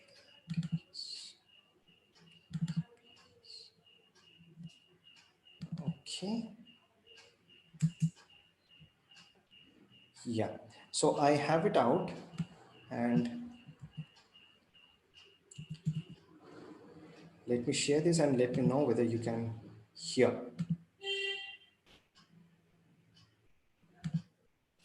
Can you see my screen? Also, do note the subtitles below, okay? Because it may be a little difficult otherwise. Yes. One of the things I've always found is that you've got to start with the customer experience and work backwards to the technology. You can't start with technology and try to figure out where you're going to try to sell it. And I've made this mistake probably more than anybody else in this room. And I've got the scar tissue to prove it. And I know that it's the case. And as we have tried to come up with a strategy and a vision for Apple, it started with what incredible benefits can we give to the customer? Where can we take the customer? Not starting with, let's sit down with the engineers and figure out what awesome technology we have, and then how are we going to market that. And I think that's the right path to take. I remember with the laser writer, we built the world's first small laser printer, as you know, and there was awesome technology in that box. We had the first Canon cheap laser printing engine in the world, in the United States here at Apple. We had a very wonderful printer controller that we designed. We had Adobe's PostScript software in there. We had Apple Talk in there. Just awesome technology in the box. And I remember seeing the first printout come out of it, and just picking it up and looking at it and thinking, you know, we can sell this. Because you don't have to know anything about what's in that box. All we have to do is hold this up and go, do you want this? And if you can remember back to 1984, before laser printers, it was pretty startling to see that. People went, whoa, yes.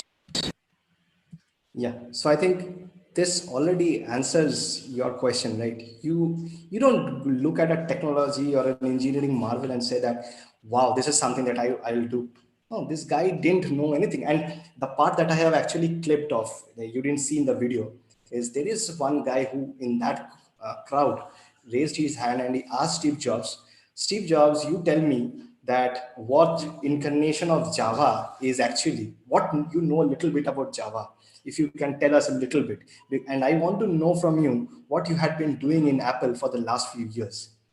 So this is how he hit Steve Jobs, and Steve Jobs says, we don't look at a technology and then decide how to sell it. We look at what we can do for the customer, and then actually create a technology and help see which technology can help me provide that value. So this is the one single line answer to your question that you had. I think there is one So, more question. yeah, one more question. Yeah, I see this is from Ismail Said. I don't know whether the Ismail Said I'm thinking is that person, Dr. Ismail Said. Is a very good friend of mine. He is the one. Uh, is there more innovation occurring during a crisis, for example, pandemic, or greater acceptance of an innovation? Brilliant question. Seems like that's that Ismail Said. Yeah. See, you know what happens? We are all very innovative in our nature, but the innovation, you know, there is a saying: we work best when there is fire below our chair. It's always the case. So you are always trying to do something, but you don't actually move until you realize that your chair is on fire. So yes, there is a plausible data that's available which says that in the last few months, starting probably mid April, because we took a little time to understand what's happening with us. Mid April, when we started realizing that this is there and this is going to stay for some time, we started actually coming up with seeing that how we can negate the different things that are there. Like I remember 2020, this year, January, I was in IIM Bangalore, and there was a conference on future of learning. I was presenting a paper where I was talking about the importance of merging online and offline education. And there were people who said that, you know, the biggest problem in what you said is teachers are very reluctant to go online and teach. It's very difficult. Probably God was smiling that time, and now he's saying, okay, another few months you will know. Teachers now are getting so comfortable. By the way, my sister and my brother-in-law both are teachers, and they were people who used to be like, no, no, this is impossible. It's never going to happen. And today, these guys right now, almost in the next room, they are actually sitting and they are teaching. So, yeah, I mean, there are innovations that we have adopted to, and you know, Zoom also has been there for so many times, I mean so many years, but the perfection in their application has happened in the last few years on so many levels. There was a big concern on security aspect. People were concerned about it. They took less time to complete all those stuff. So yes, not only this, but also in healthcare, also in the way the vaccine is. If you look at it, have you ever heard of a vaccine getting developed in probably a year or so? Still, it's time. I know it's still there is more time to come, but at least the way things are happening, the way people are thinking has definitely changed a lot. So yes, I agree with you, Ismail said.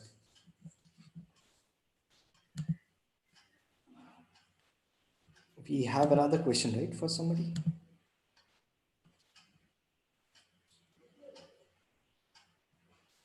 Huh. Yes, So sir. this is more of a statement. Yes, absolutely. I agree. I agree to this. Any questions? You may just raise your hand, and you can put your. Okay. We have Dr. Joshua.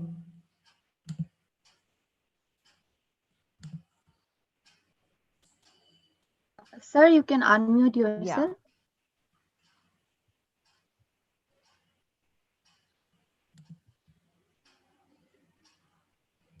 Dr. Joshua, I think you can unmute yourself.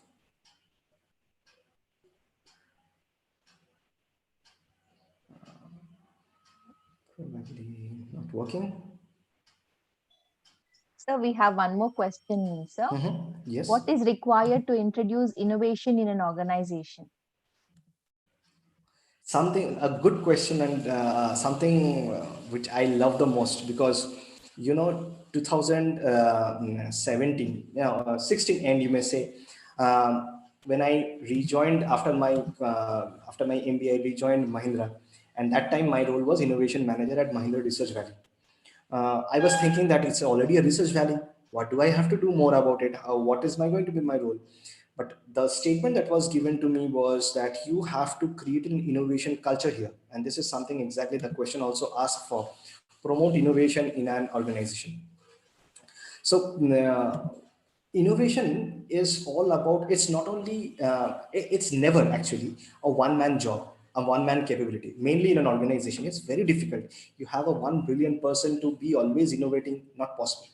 What you have to do is you have to encourage, motivate, and lift from the bottom up. It always has to be a bottom up approach, and from the top down, what it has to happen is the ability to inculcate this. And when I say that, what it means is you create a policy in such a way where you celebrate tries. So when I say try, because not always people, whenever they start, they are going to be successful. There is always a high possibility of people failing. But if you celebrate failure of trying, I mean, failure of innovation, that's one of the best things that you inculcate a culture of innovation in an organization. Most big organizations, you will see they definitely have some kind of innovation program at the end, at least in 1 year, where they will be awarding their employees who had been exceptionally doing something or coming up with innovative ideas. In the last few years, maybe 5 or 7 years, you will find most of these innovations and most of these organizations have included something called something related to celebrating failure in innovation. So in Mahindra, they call it Dare to Dream. So there is one category which is called Dare to Dream, where people who actually tried something but failed. So the dare of dreaming something different is which is getting celebrated. So it always happens that way. And that's one way of. The other way is identify the youngest minds in your group, in your organization, and empower them as much as possible. Obviously there has to be a curtain also where you create a funnel to understand, but empower them in such a way that they feel free to come up and say, questioning. It should not be that when somebody questions you, you go into a shell and say, no, no, this is the process, this is what we have been following, don't question, go. That's where you cut down your innovation. You should not do that, never do that. So my interaction in Mahindra also used to happen with the new joinees, new engineers who used to join Mahindra Research Valley. I used to get them and interact with them for 3 months. And I made sure that I have pushed in them the ability to question even the HOD, the head of the department where they are going. So when they used to go, the HODs used to say that, later on they used to say that, you know what, these people, I have never seen this kind of audacity. They would come and say that, sir, why are you doing it this way? Why are you not letting that vendor go? That guy is troubling us. But we call it audacity, but the other way is they have the courage, they dare to ask questions. And if you find this is happening, you know that you are creating that innovation culture. So we have a question, sir. What are the key skills or mindsets of a CIO, that is Chief Innovation? Mindset. Is mindset or skills? It is from Ismail Syed. Okay. Okay. Okay. Fine. See, there is something that I actually take a different session on only mindset. But in nutshell, I will give you 5 things. Okay. No, not five, 6 things. Okay. Number one, you start with being good in networking. Okay. Very, very, very vital. I know there are a lot of introvert people, and believe me, if it doesn't seem so now, I have been an introvert myself. And introvert is something that's there here. It's not elsewhere. It's not a gene. Okay, you can throw it off. So getting rid of to some extent, I'm still an introvert. I'm trying to work on that also. Like, say for example, if you are going into a conference, and you have say from your college 2 3 other members are also there, we tend to go in that 2 3 groups, sit beside them, and we have a comfort zone. And that's something which is scary. You shouldn't do that. What you rather do is sit with people you don't know at all. And whenever there is something discussed, you see what they are talking about. You just try to introduce yourself and ask them, what are you doing? You know what? That's other guy also is facing the same thing as yours. He's or she also is hesitant. You just have to break the shackle and introduce. The moment you do that, things start building. So first thing, networking. Second thing is you have to have the ability to observe. Okay. When I say observe, it's not seeing. Observing and seeing is different. Seeing is you just see blind eyes, But observing is you note what is happening, how somebody is showing certain expressions. If you see a small spider, this is something that happened to me. I was going in a train, and it's a very long journey, and there was one spider I saw, which was making its web. It was so amazing to see that the web it was making, the distance between each web was exactly same. Now, how amazing way that is. Now, it is not using any scale to check whether it is same or not, but it has created such an awesome way. Now, somebody will think that this is a crazy guy, he looks at everything. But the point is, the moment you see that, you start to come back and check in Google that how does a spider make such an amazing web? What is the secret of it? Probably that can give you something which is very innovative and something that you can use in your product next time, right? So ability to observe is the next point. Third very important point is ability to question. How you can question things. Like, you don't be somebody who just listen to somebody and say, okay, fine, okay, that's the norm, fine, fine, fine, I'll follow it. No, you have a question, and not only you are asking others question, you should have the question to go and Google also. Google knows so many things, right? How many of you have actually checked that the sun is bright and a different color in the morning, at night, or during sunset it becomes red, and it is a beautiful scenery, right? How does it happen? How many times we did that? You know what? There is one guy, there is one professor, Professor Walter Lewin. He is a brilliant professor of physics at the MIT. He was at the MIT. I don't know whether he's still there. He's pretty old now. But there is a YouTube video you can find where, in an MIT classroom, he shows you the blue sky in a closed classroom, by the way. He shows you the blue sky, he shows you the sun, and then he shows you the sunset, all in a matter of, say, 15 minutes, 15, 20 minutes. So this is what ability to question helps. Okay. Next point, very important, is your ability to associate or relate unrelated things. Like I gave the example of Dr. Govinda Pavenkadaswamy.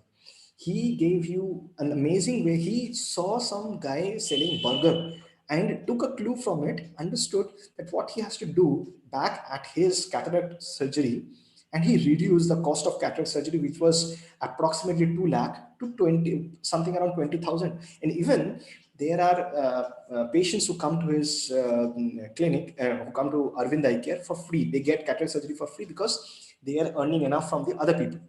So they created a sustainable innovation, whatever, great. The point is, your ability to associate things is one of the brilliant way of being creating a mindset or a skill. Number 5 is your ability to experiment.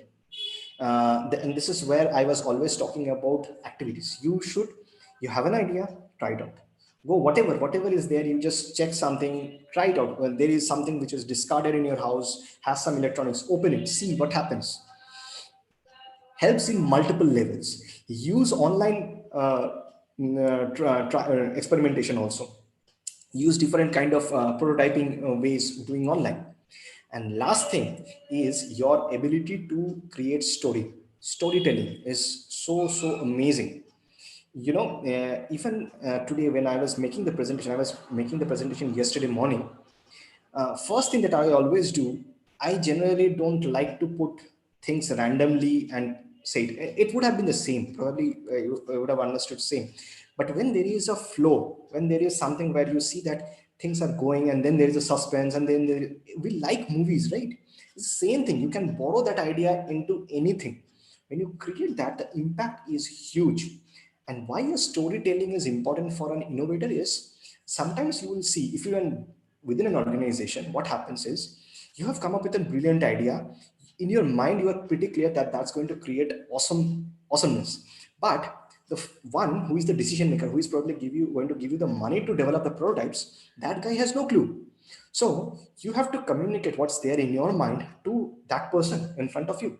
And if you can't create the story well, then what happens? It just gets lost in between. That person will not even understand. He will say, doesn't make sense. This is not great. I have brilliant examples for it. Sometime later, probably I'll bring it. Otherwise, you will not be able to stop me.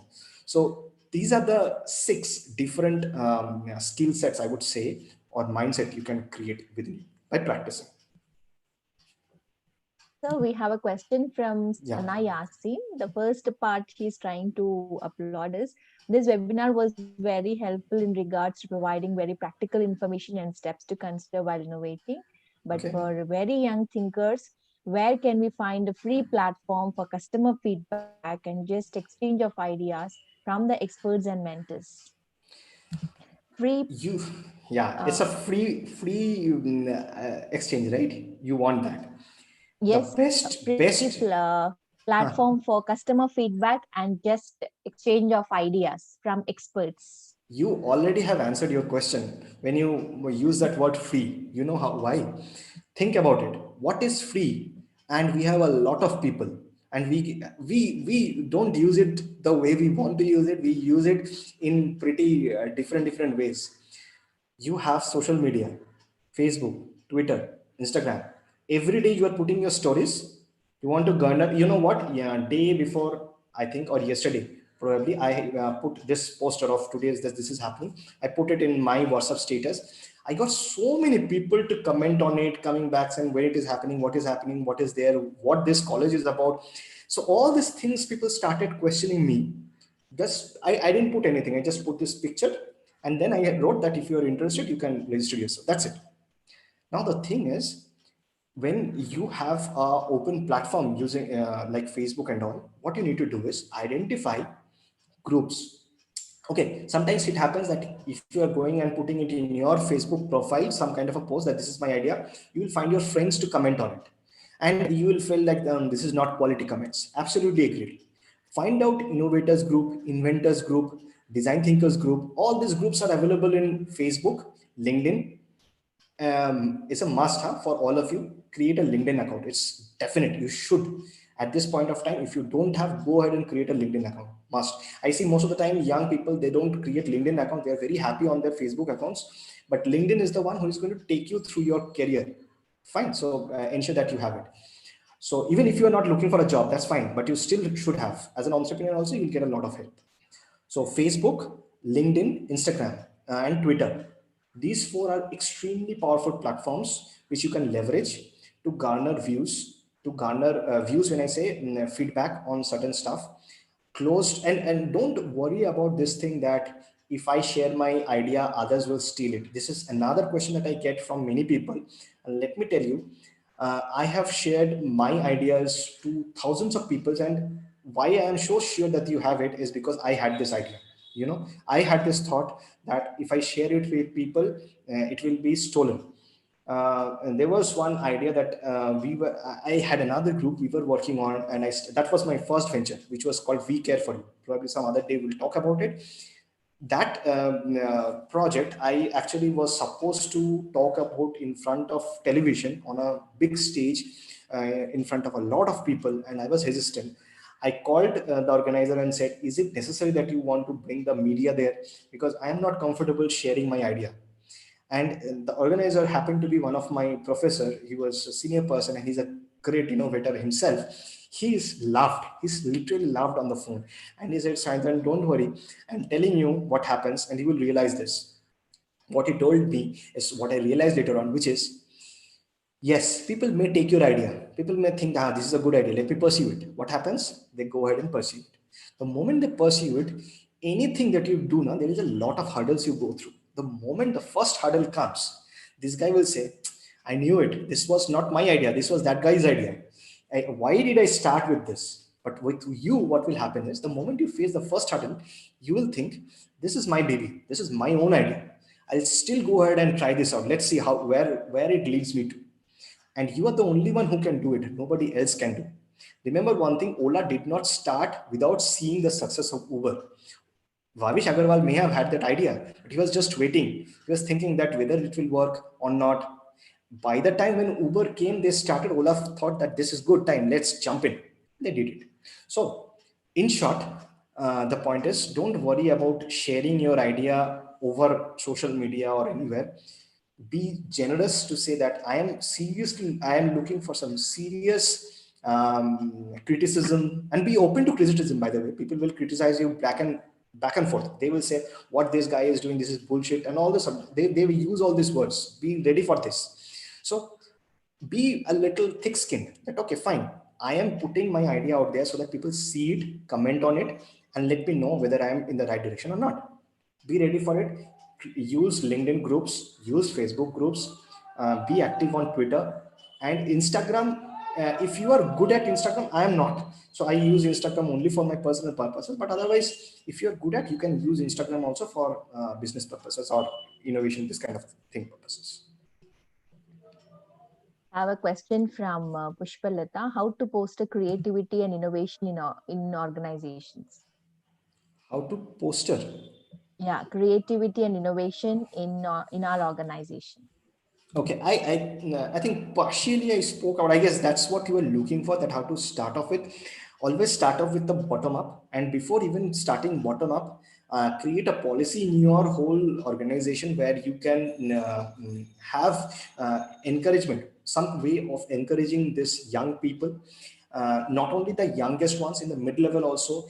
Provide them some incentive so that they are genuinely interested in helping, because you always need mentors, and the mid-level people are the ones who have a lot of knowledge, and it's very good if they can share it. So it's another very interesting thing that you should be trying out. And if I go to the poster part, I don't know whether you meant poster as a poster there. I may have a few posters which I can share with you if you want, which you can just put it there. Posters which actually help. So I'll tell you, it's better to create your own posters. Don't download posters and do. Why? I'll tell you. So back in Mahindra, when I was actually I was creating an innovation room, a room where I wanted to mix mindfulness and creativity. So there was the use of sound, light, ambience light, some kind of smell, all these things I wanted to create. And there was a room where I wanted to just put that the moment people come up with a problem statement, they sit there, they will look at the different posters and they will be able to come up with ideas how they looked like. So since Mahindra was mostly doing, a lot of Mahindra engineers were working on something called the CAD, which is a computer aided designing system. People were very comfortable. And they were sharing all these things with their vendors. Vendors give them updates on the basis of that they used to work and all this stuff. Now, one day, if the vendor is not available, these people would go into a panic mode. This always used to happen. So what I created posters are that you have probably 2 days to come up with a new idea, and there is a ban on all vendors. The vendors for some reason are not able to contact at all. There is a down of the server and all. You are on your own. How do you do it? This was one poster. So people just look at it and people start thinking, okay, so what next? What can I do? Similarly, I created that there is one missile that has been launched, and the missile, whatever problem statement you are trying to solve, if you can't solve it in the next 60 seconds, then this missile is going to hit you. So coming up with a solution in 60 seconds, how fast can you do it? That's how you can create posters. But now, why I said that you don't download and use your own, because you can make those personalized. Specifically for your organization, certain posters will be very helpful. So use those posters. Don't use something very generic. So we have a question from Hafsa Siddiqa sir. Okay. What if someone tries to steal our ideas of innovation? I guess And I we, answered this. Yeah. and we also have one more question from the same person. How to Mhm. avoid competition with other innovators as we are competing with our own mind and the things we really working on? Okay. Okay. See, there is a lot to do with our mindset. Believe me, a lot. And I have, honestly speaking, the space that I am working in, and this is what I am doing right now, is my profession now. I provide people training in corporates or colleges and all the stuff. Now, if you go out and check, there are probably thousands of people like me who are doing this. So I should be worried. There are so many competitions. What should I do? How do I manage? The point is, there are two ways to think about it. Are they really competitors, or are they my collaborators? I have so many friends who are doing the same stuff like me, and you know how they help me or how I help them. Say, for example, I said that I will be there today. Okay, I was supposed to be here, and for example, God forbid, something happens at my house or something very urgent I am not able to do. Then what happens? This I would not have been present. Then this goes for a toss, right? The whole plan of yours goes for a toss. Now we have in such a way that in case, in worst case, something happens to me, at least there is somebody who is, I know I can believe on, somebody who is like me, can speak about me or speak like me. That guy could have made a filler. So same thing, they also have it in their mind that in case something works, so we all work. And this is not a small cohort, this is a big cohort. There are people who are actually, we discuss that, this is a concept. So there was one concept called six thinking hats, a very interesting concept on Yes, sir. ideation. Yeah. So six thinking hats, some one day I was supposed to train this on on a few school kids of class 7 and 8. Now 7 and 8 for something, it's not only a creativity tool, it's also helps a lot of in management. Now 7 and 8 kids, Management. it's very difficult for them. It's really difficult for them to explain. So I was thinking how to do it, and then there was some way I got an idea that I will create a comic out of it. I made a comic story around it, and I presented it. It was a brilliant hit. Now, while we discuss, I was discussing with my other colleagues who are on the same fraternity. They listened to it and they were like, "Wow, this is amazing!" And that one of them actually said that, what you did actually, design thinking. One thing we call is empathy. Empathy is you actually understand your user Yes, segment well. segment. So if this is the something like that, you actually empathize. So every time when we go ahead and present, we should be empathizing. One point taken. And this would not have happened if we are not creating a master. So don't consider other people as your competitors. What you can do rather, obviously isn't there any competition? Yes, there is competition. What do you do is, remember, each individual has their own style, very unique style. Your style is very different, and if you have understood your customer segment or the user segment and the problem that they have, that unique problem that you are trying to solve, and you're sure that how you are going to solve it, it's very rare that somebody will be able to just do the same way. What may happen is, once you are out there, once you have implemented it, somebody may try to still come back and copy it and do it, which always happens. That's why you should not stop at innovating at one end, that I have created my empire, I'm done. Innovation is something that keeps on happening every single day. Improve the process. You are here, go there. By the time this guy is here, you are already there. By the time this guy is here, you're already there. So you keep on improving yourself, better yourself, and disrupt yourself. This is the mantra of today's. Disrupt your own self. That's best. Sir, we have a question from Nabila Ahmed.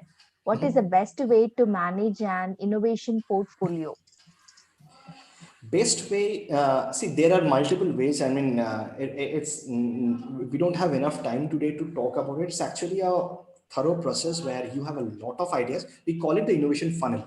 Okay, where the funnel looks like this. You get all the ideas initially, and then there is a stage gate process. Stage gate, there is a stage and there is a gate. So at every stage, you check certain, at every gate, you check certain parameters, whether it is fulfilled or not. If it is, the stage is passed, the gate is open. You can move to the next stage. But if it is not, you just stop it and you try it once more, right? So once you go through all the ideas, you may start with say 100 odd ideas, and finally you will find say 10 good ideas which are really good enough to put money on.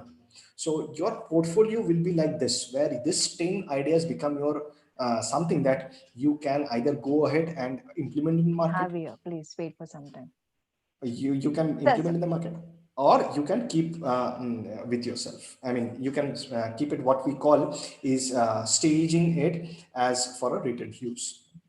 You can do that, shelving it, they say. I think one person by name Dr. Zhao Shang raised her hand. Is she still there? She or he?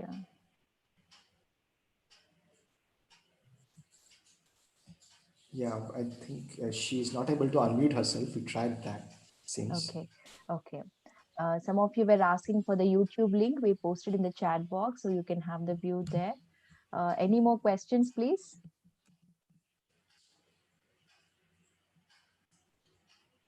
Any more questions?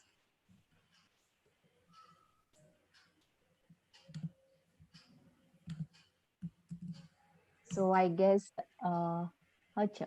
Sir, we have one more question, sir. Mhm. How do I know my idea is good? How can I spot the opportunities for innovation? Can you repeat the question? I just missed it. How do Yeah, I yeah. know? Oh, I got the How question. do, Yes.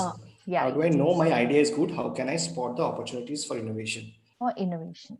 Yeah, there are multiple ways to find it. Sometimes you just, I mean, finding opportunity for innovation is again another separate full level, I mean, maybe a different session where we look into the process of it.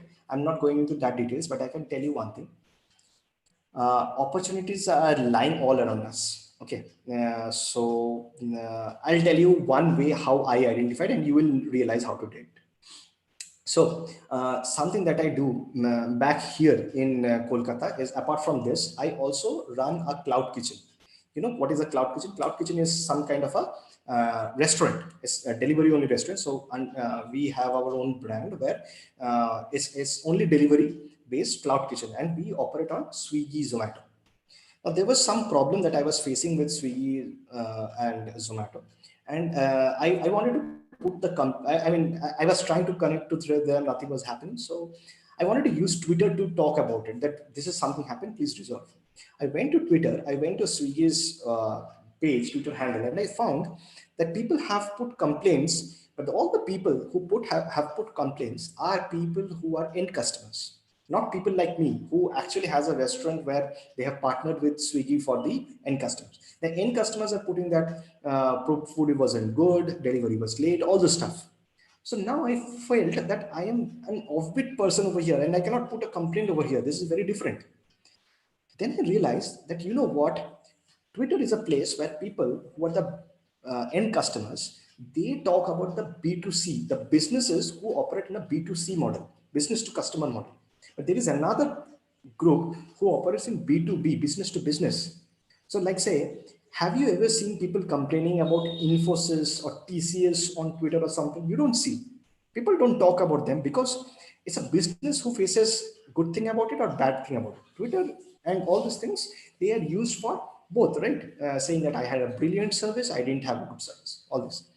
So then I realized that, you know what, today we don't have a platform where a business can come and talk about another business, that I have used the service of this business and it was good. So for example, see, I am running a restaurant today, I am running a cloud kitchen today, and there are thousands of cloud kitchen all around India. If I go and say that, you know, Swiggy is doing this thing, they should not do it, they should not do this, that, other people also can come on, they can also learn about it before they start a business. They will learn that, okay, if I go with Swiggy, these are the problems I will be facing, right? So this isn't there today, and I have identified an opportunity immediately. So what is opportunity? Opportunity is nothing but a problem faced. Like we say that, what is experience? Experience is failure that happened to you. When I say I have experience, people say that a cricketer has an experience of playing in England. What does it mean? They went to England, they failed over there, they learned from it. That's experience. Similarly, what is opportunity? I have faced a problem and I didn't know how to do it. Now I know something is there. When there is a problem and I have found that this is a big problem for others also, they are facing a problem. That's my opportunity. This is how you choose opportunity. But there are other ways also to look for opportunities. But this is, in short, you can, everywhere around you will find opportunities only, because we are surrounded with problems only. Yeah. So I think no more questions, sir. Uh, yes, Uh, any questions more? Uh, is it is okay to sell our innovations if there are buyers around us? Awesome. You should. Why should you wait for? Because you're a buyer. Yes, Sana, I will provide the LinkedIn ID. No problem. You should sell. You should go ahead and sell your product, because you know what? When you sell a product, that's where what happened. That guy paid you money, right? If you ask somebody, is my solution look good to you? They may don't want to make you feel hurt, and they may say, yeah, this looks really good, you know.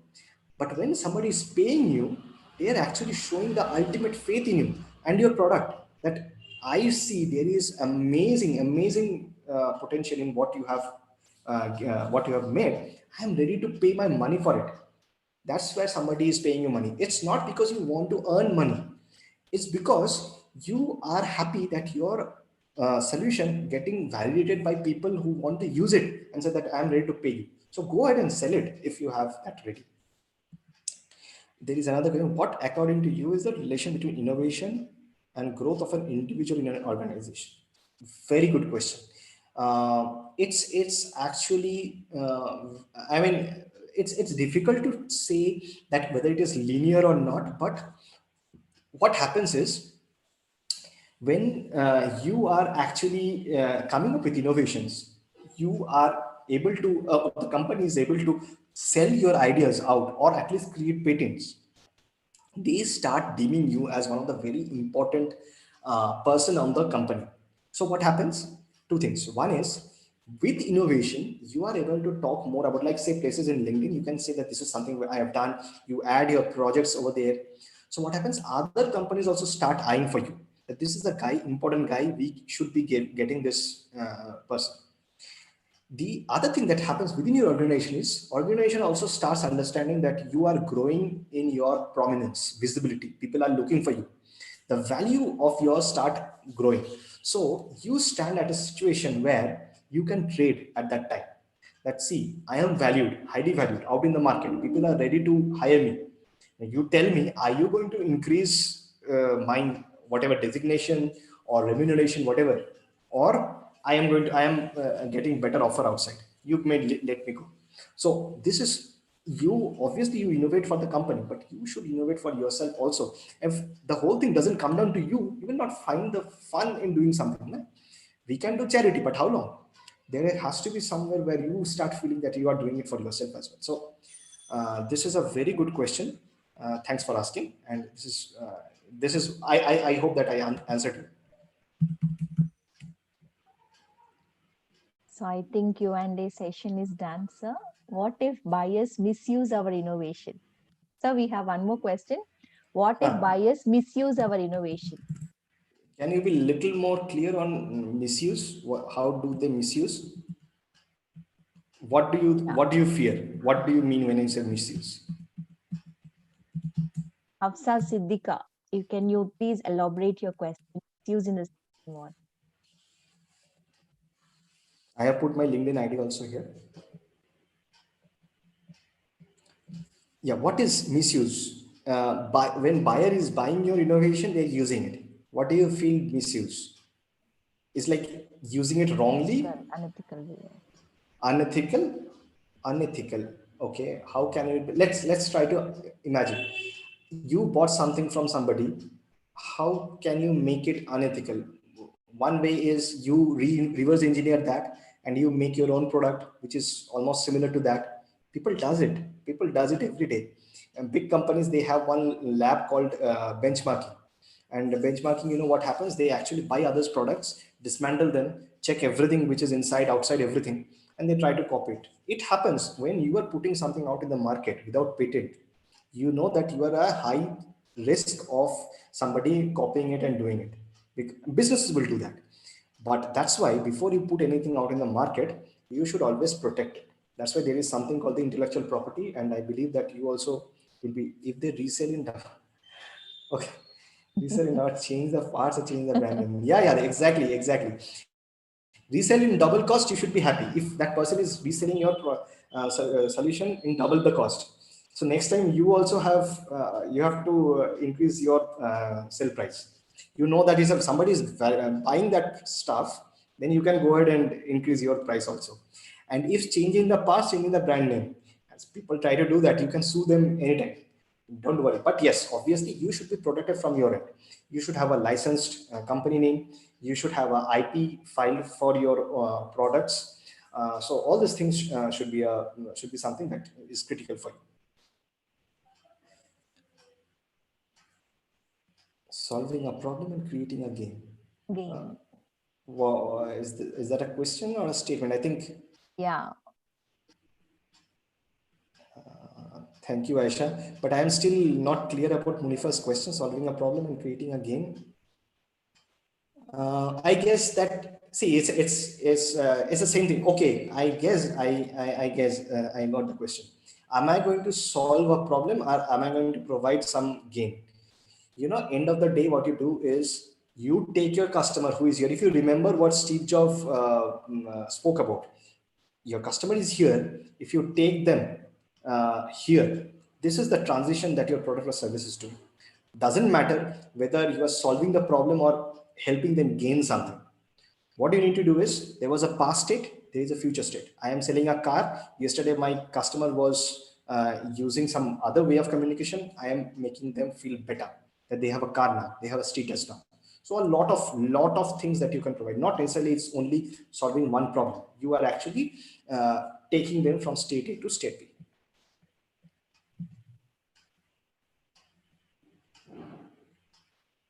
Thanks a lot. There is, I can see a lot of Thank you. notes here. Yes, sir. Great, it feels great. So, sir, on behalf of IIC St.Anne's, three most important ways to teach the students is by example, by example, by example. And it is not just that you're teaching them by example, but you're also leading them by the example. And thank you, sir, for sharing your expertise and imparting the conceptual knowledge by providing the best examples where the concept, I think, the easily entered into the student's brain and the best things comes out of them by gaining the knowledge through this session. Thank you very much, sir. Yeah, I'm really happy to interact with this everybody over here, because if there were so many nice questions, so many lively crowd. So thanks a lot for having me here, and there is nothing more than I And ask for. sir, yeah, and this is small token of a certificate of appreciation, sir, for you being Oh, here I and didn't see imparting it. your Thank knowledge you. with. Thank you. This looks really nice. It will be great if you can send it to me over email. Yeah, definitely, sir. We will Sure, forward it to sure, sure. your mail, definitely. Sure. Thank you Thanks a very lot. much, sir. Thanks a lot. Okay. Yeah, Bye bye now bye people. Is it the end, sir, we or we want you to have? stay back for a little more Oh, no, time, no sir, worries. so I that thought we this can is the have, end. Sorry. yeah, I thought this is the end. yeah. Now I would like to hand over the session to Poppy. Yeah, on behalf of IIC St. Anne's College, we are thankful to our eminent speaker, Mr. Mukherjee, for accepting our invitation and giving us time today. Thank you, sir, for sharing about process of innovation development. The way you have engaged the students during your talk, it's really very interesting and very informative and very motivative. I wish to thank today's participants and dear faculty members, students from St. Anne's College and from various colleges to make this program more meaningful. And special thanks to our participants for actively participating and asking wonderful questions. Thank you, everyone. I thank our beloved sister principal, Dr. P. Amruta, for her kind supports and unending encouragement. I thank IIC members, Dr. Smita Sthana ma'am, Mrs. Srikala ma'am, Mr. Venugopal sir, for your encouragement and kind supports. Thank you. I thank our organizing committee members of Innovation Cell, and student committee member of Innovation Cell for your kind effort and teamwork. Thank you. Thank you everyone for joining us today, and have a wonderful day. And feedback link has been given in the chat box. Please fill up the feedback link and you will get the certificates after filling the feedback link automatically. I just have one request. Yes, sir. If we can have a Group photo. group photo, Yes, sir. because I tend to always put on LinkedIn about Yes, sir. things. So yeah, this would be good. So I request everyone to switch on their camera so that we can have a view at each other and have a beautiful photograph.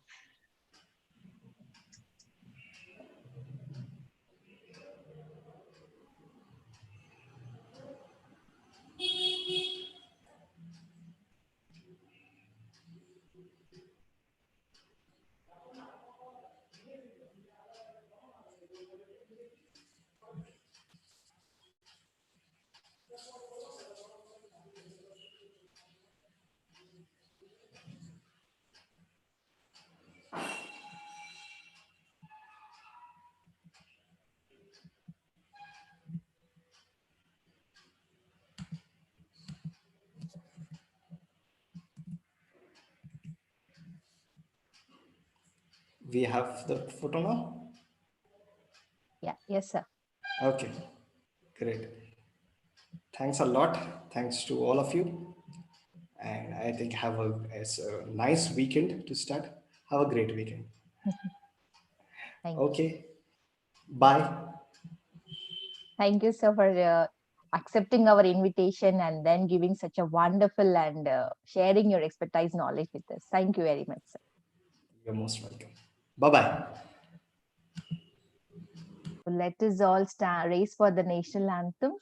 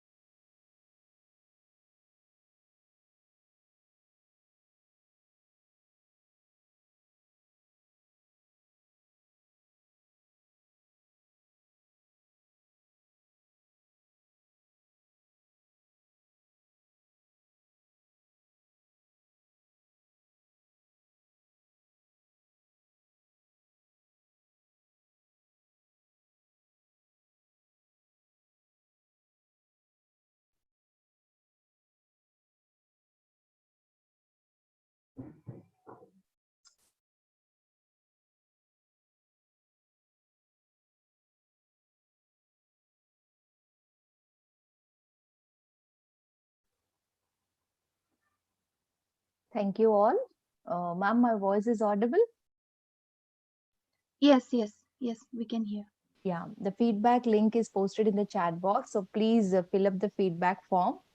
As soon as you fill up, you'll get maybe 1 day or 2 days of time, you'll be getting your certificates as a participants are 194. Okay. Thank you for your participation. Thank you all. Ma'am, they want it to be posted in the chat box again, Pushpa ma'am.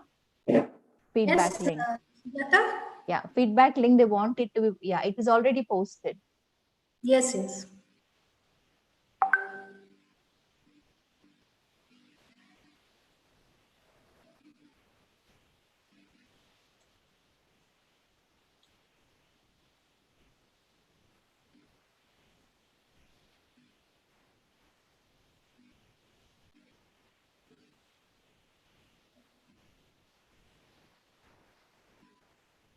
So ma'am, I think you can stop recording the live YouTube. Yes, yes. Do that, mommy.